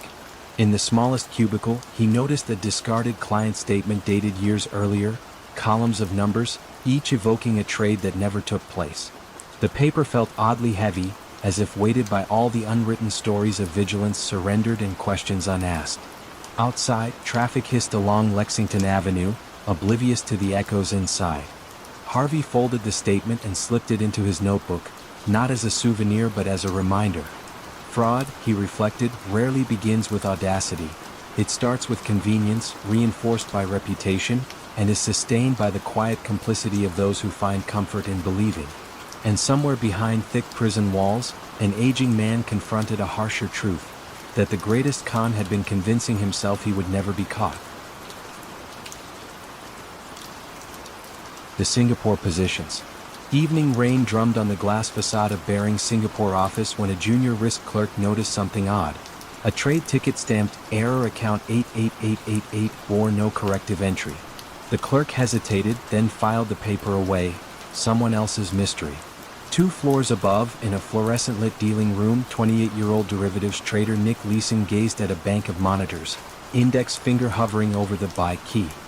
He had been up since dawn, nursing black coffee and a private conviction that a single bold wager could restore the sheen of Britain's oldest merchant bank. 6 months earlier, Tokyo's Nikkei 225 had drifted sideways, frustrating speculators. Leeson, both head trader and back-office supervisor, an arrangement no prudent bank should allow, discovered a loophole. By routing losing trades into account 88888, he could park mistakes out of sight while recording winners in the main ledger. Senior managers in London, dazzled by his reported profits, sent congratulatory faxes and ever larger limits. They dubbed him the star on boat quay. Night after night, Leeson adjusted spreadsheets to conceal swelling losses. Each keystroke felt minor. Collectively they built a dam straining against reality. He reasoned that one market swing could still erase the deficit if only he doubled, then tripled his positions. Futures on Japanese equity, straddles on indexes, options layered like tiles. He bought them all, convinced the sun would rise in his favor. In January 1995, a tremor rattled the Kansai region. The Kobe earthquake toppled highways and sent shock waves through global exchanges. The Nikkei plunged. Leeson, who had bet on a rebound, watched red figures blossom across his screens like arterial bursts. He swallowed panic and typed in fresh orders, leveraging bearings ever deeper. Meanwhile, account 88888 bled. Losses crossed £200 million, then £400 million, sums large enough to anchor a fleet of cargo ships. Back in London, Barings board reveled in headlines hailing their Far East wunderkind. They noted only that Singapore required a modest capital infusion to support growth. Compliance teams, lulled by tidy monthly reports, asked no hard questions. No one flew out to reconcile the books in person. The notion that a single trader could sink a venerable institution founded before Queen Victoria took the throne felt absurd. By mid-February, Leeson felt the net closing. Clearinghouses demanded margin he could not post. Each dawn he paced the quay outside the office, humid air heavy with diesel and jasmine, weighing escape fantasies against the tightening coil of obligation. He proposed to his wife, Lisa, also a Barings employee, that they take a weekend in Malaysia to clear their heads. She agreed, unaware of the storm barricaded behind her husband's eyes. On February 23, Leeson faxed London a cryptic note. Due to unforeseen events, losses are about £500 million. The figure exceeded Barings' entire trading capital.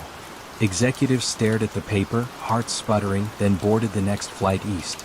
In Singapore, regulators detained Leeson's staff, sealed file cabinets, and mirrored hard drives. But the architect of the vortex was gone. He had slipped onto a red-eye to Kuala Lumpur, clutching a passport and a single carry-on bag. News agencies broke the story on a grey Monday. Commuters in London paused under awnings to study headlines.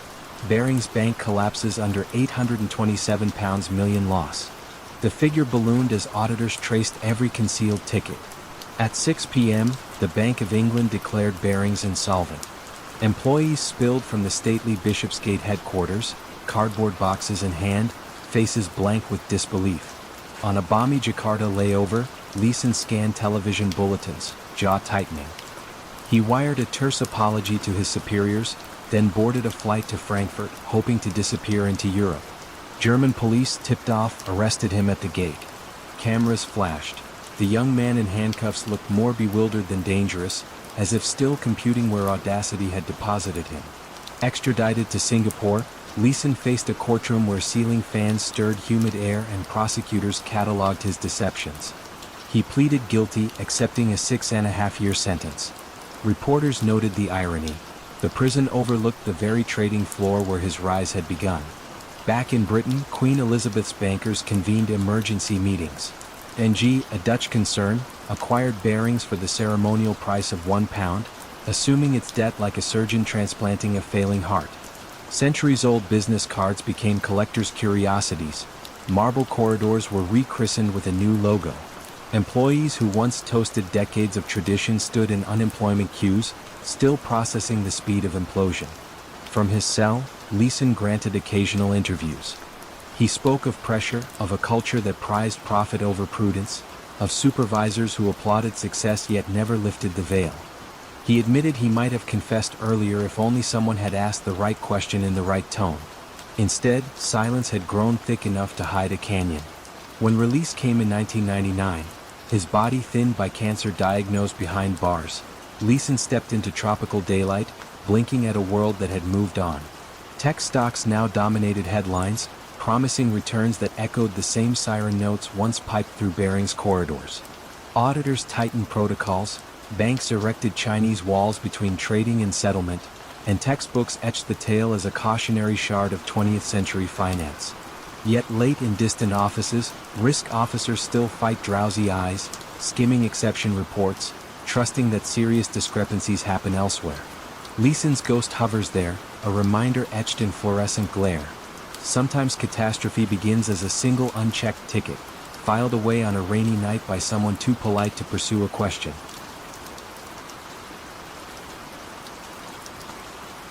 The Billionaire Mirage, Alan Stanford and the Caribbean Ponzi Scheme. At first glance, Sir Alan Stanford appeared to be the embodiment of American success. With his salt and pepper beard, Texan charm, and a private jet fleet stamped with his personal crest, he commanded the room like a man born to power.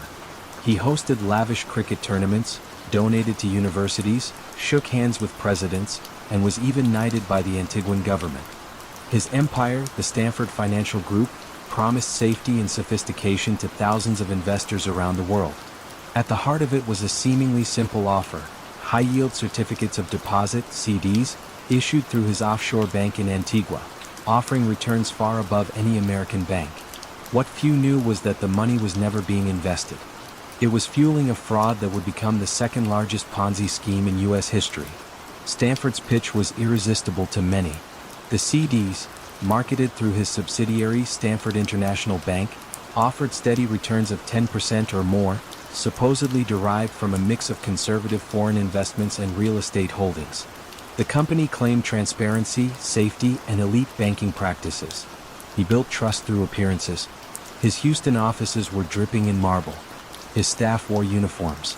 Clients received glossy brochures and detailed reports outlining portfolio strength and security. He sponsored sports events, political campaigns, and public health programs. It all looked real.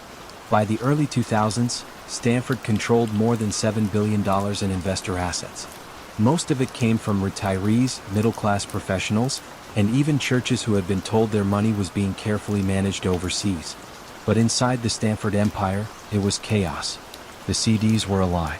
Stanford and his inner circle weren't investing the deposits. Instead, they were using the funds to pay earlier investors, classic Ponzi behavior, and to finance Stanford's lavish lifestyle. He purchased private islands, operated a fleet of jets, and lived in a massive estate in the Caribbean.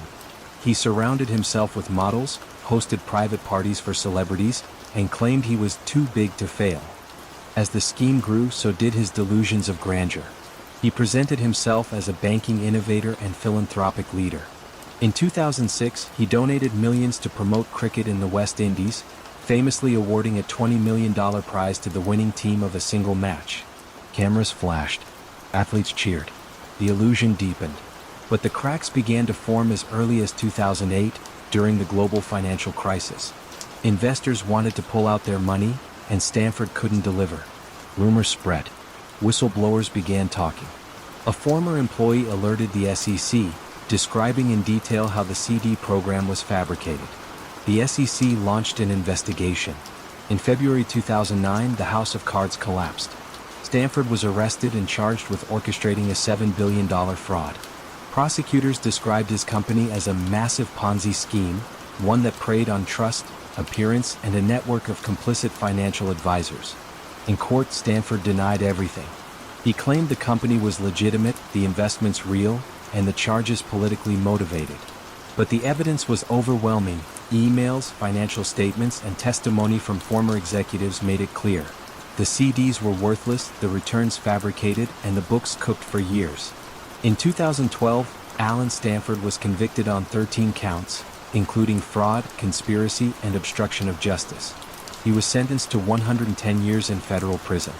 The fallout was devastating. More than 21,000 investors across 113 countries lost life savings. Many had been lured in by glowing recommendations from advisors who were paid to push Stanford's products. The Antiguan economy, once bolstered by Stanford's investments, plunged into financial crisis. His knighthood was revoked. His assets were seized. And his name, once tied to prestige, became synonymous with deception. Unlike Bernie Madoff, who expressed some remorse for his crimes, Stanford maintained his innocence to the end. Even in prison, he insisted he was a victim of government overreach.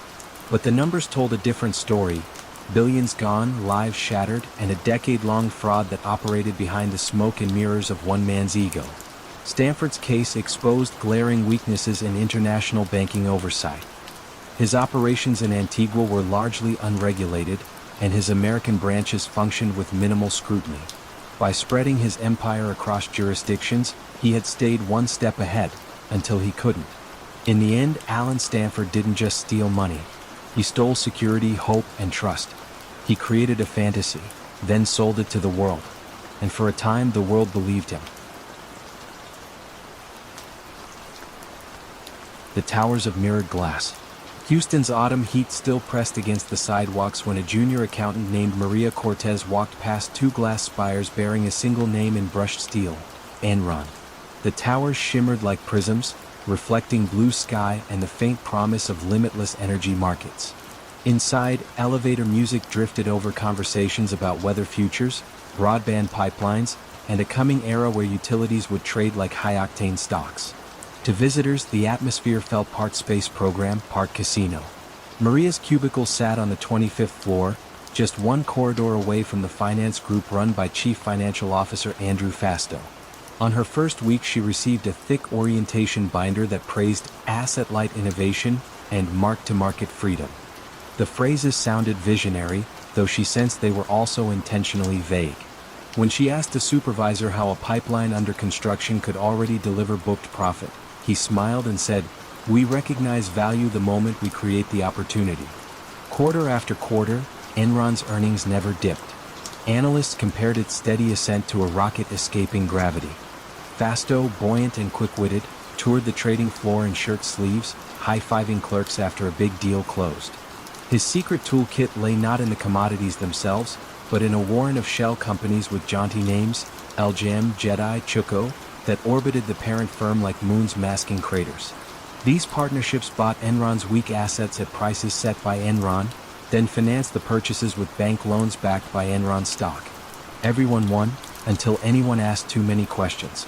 The first tremor arrived one humid Friday when a risk analyst noticed that the LJM entities now owned hundreds of millions in faltering fiber optic investments. If Enron's share price slipped, the guarantees behind those loans would snap. She drafted a memo and routed it up the chain. Somewhere between cubicles and corner offices, the memo vanished. When she inquired, a manager advised her to focus on the bright side. Long-term growth is bulletproof. In August 2001, Corporate Vice President Sharon Watkins typed a private 6-page letter to CEO Ken Lay. Her tone was loyal yet urgent. "I am incredibly nervous," she wrote, "that we will implode in a wave of accounting scandals." She listed partnerships whose very purpose seemed to be hiding debt, questioned rosy valuations, and warned that Fastow's dual role as buyer and seller reeked of conflict. Watkins sealed the letter in an interoffice envelope and returned to her desk, pulse racing. Lay read the warning, consulted outside lawyers, and convened brief meetings. Rather than trigger a public reckoning, he reassured deputies that everything remained under control. A memo went out praising robust governance and reminding staff to keep delivering value. Meanwhile, on Wall Street, skeptical fund managers began building quiet short positions against the soaring stock, murmuring that the numbers glowed too brightly. October brought a chill to Texas evenings and to Enron's balance sheet. An earnings release disclosed a mysterious $1 billion write-down linked to structured finance vehicles. Analysts blinked at the jargon, then peppered executives on the conference call. Each answer spoke of temporary adjustments and portfolio optimization, yet confidence slipped. The share price dipped below $40, having in weeks. Fastow, suddenly radioactive, stepped down. He left the building clutching a box of family photos, still insisting that his structures had saved, not doomed, the company. Arthur Anderson, Enron's longtime auditor, dispatched senior partners to review the carnage. 4 years Anderson advisors had worked side by side with Enron accountants, sometimes drafting memos on the very schemes they were meant to police. Now, faced with subpoenas, they ordered shredders plugged in before dawn. Bags of confetti-like strips piled waist-high, each slipped once part of a contract or an email chain about LJM's real purpose. Maria, watching from her cubicle, felt the mood shift from fluorescent optimism to icy dread. Elevator chatter turned to whispers about severance packages and frozen 401k plans. She pulled her own retirement statement. Every contribution invested in Enron shares, the default option praised at orientation. The number had shrunk with sinister speed. On November 8, a rival energy firm offered a rescue merger. Due diligence teams marched through data rooms but recoiled when they saw the abyss fastened beneath the surface. Within days, the deal collapsed. Rating agencies slashed Enron's credit to junk, triggering clauses that forced immediate repayment of billions, money the company did not possess. At 5 a.m. on December 2, 2001, Enron filed for Chapter 11 protection, the largest bankruptcy in American history at the time. The mirrored towers that once dazzled passers-by now reflected only gray winter clouds. Thousands of employees were escorted out with cardboard boxes. Many discovered their life savings erased. Pensioners across the country opened envelopes to find futures rewritten by zeros. Federal investigators fanned out, tracing partnerships, decoding spreadsheets, interviewing traders who once bet on everything from natural gas spikes to snowfall in New England. They pieced together a portrait of systemic deceit, profits plucked from thin air, debt buried under layers of friendly entities, executives cashing out stock options while urging employees to buy more. Fasto pleaded guilty first, exchanging testimony for a reduced sentence. In court, he described how each special-purpose vehicle had been handcrafted to keep losses off Enron's books. Jurors listened as if to an architect explaining hidden passageways inside a grand mansion. Other executives followed, some defiant, others contrite. Ken Lay, awaiting sentencing, suffered a fatal heart attack on a Colorado vacation trail. Skilling, the former CEO who once declared that Enron was asset-heavy on ideas, received a long term in federal prison. Anderson, once one of the Big Five audit firms, crumbled after a jury verdict of obstruction, its workforce scattering overnight. Years later, wildflowers grew in planters outside the glass towers, now leased to modest tenants needing only a fraction of the space. Maria, having rebuilt her career elsewhere, sometimes drove past the site at dusk. The windows still shimmered, but she knew the trick of light. Reflections could suggest depth where none existed. Fraud, she reflected, seldom relied on complex mathematics. It thrived on ordinary hopes. The wish to believe in miracles, the comfort of rising numbers, the lullaby of leadership speeches.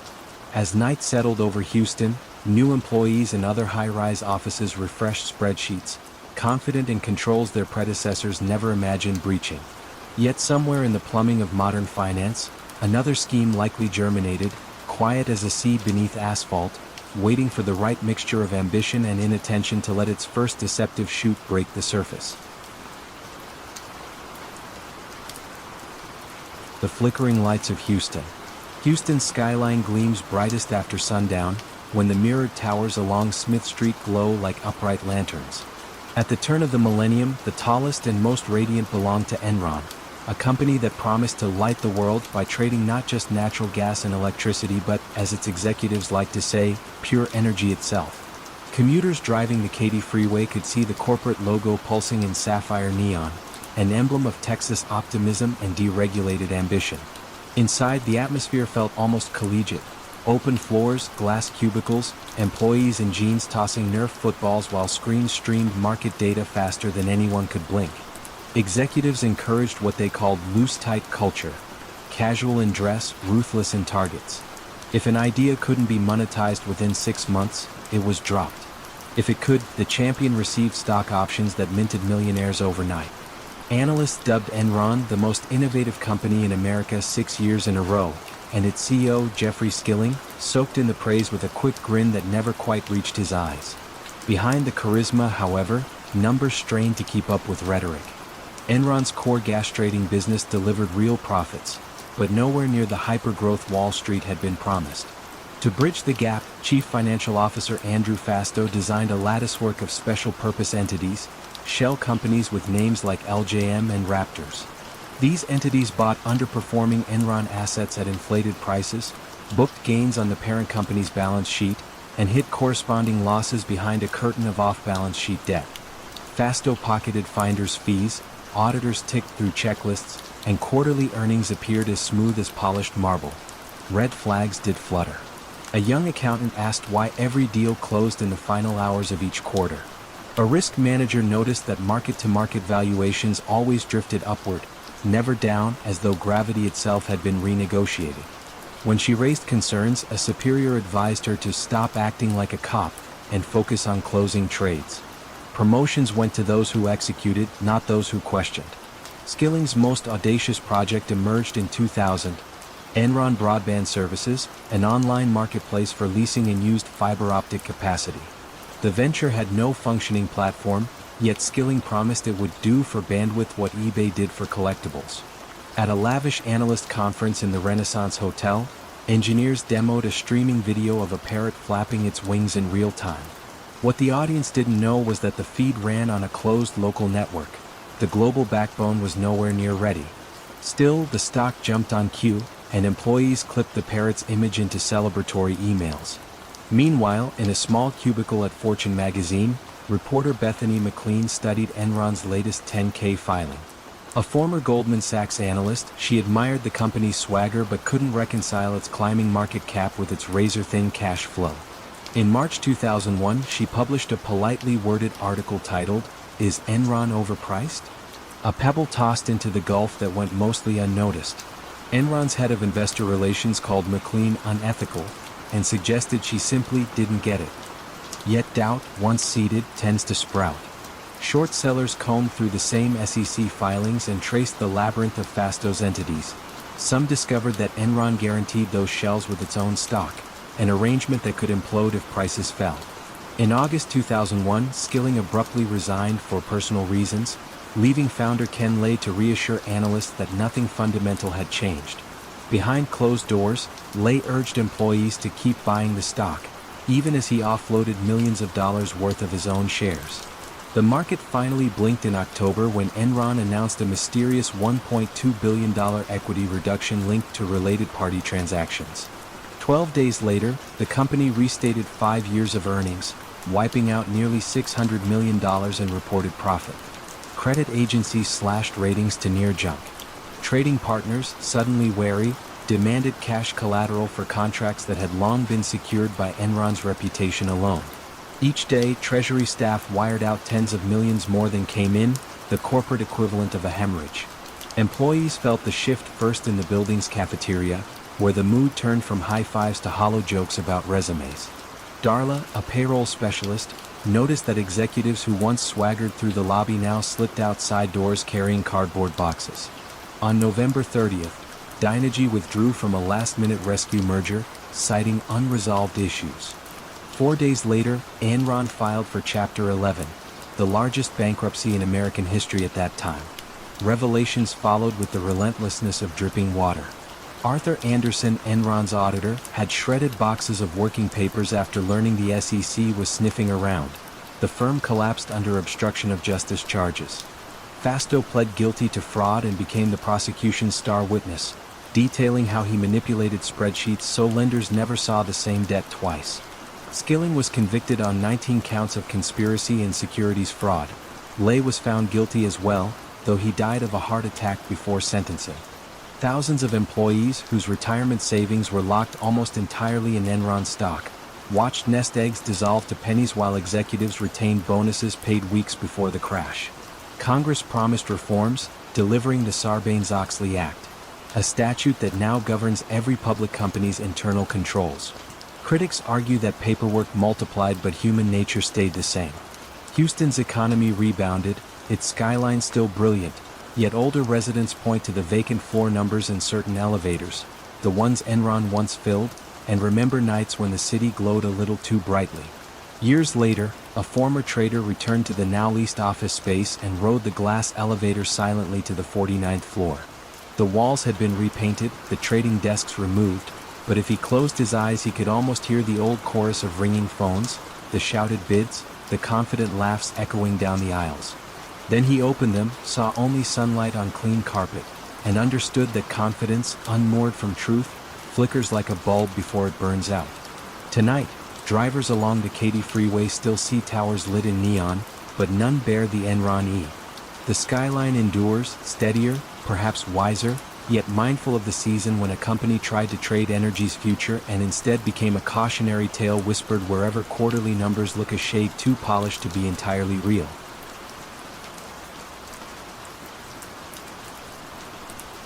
The Swiss Bank Heist, The Art of Deception by Gerard Tessin.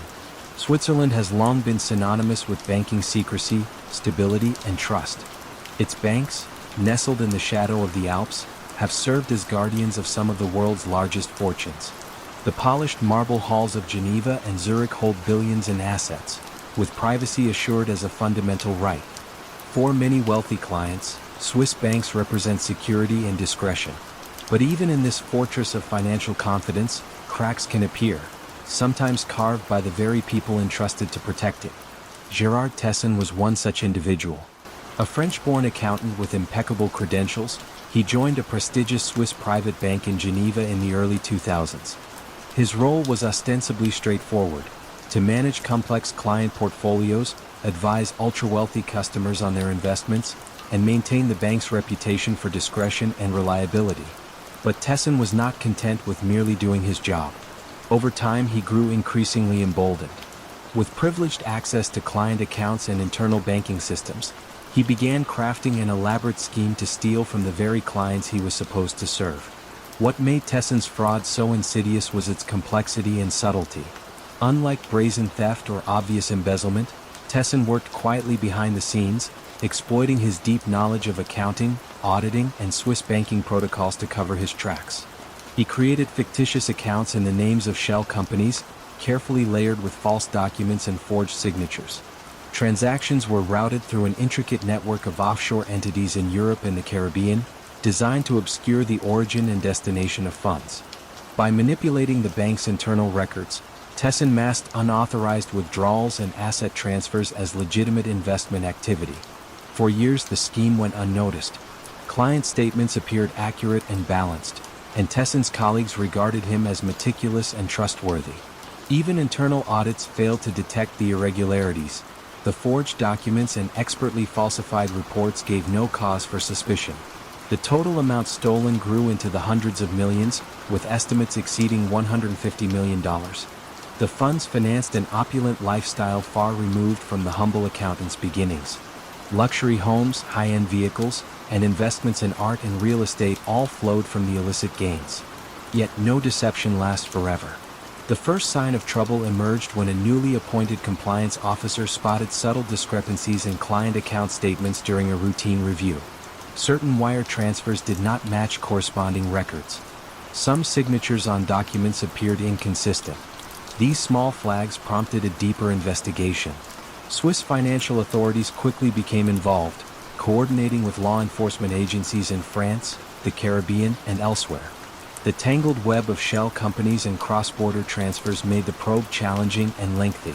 In 2010, after months of surveillance and forensic accounting, Gerard Tesson was arrested at his home in France.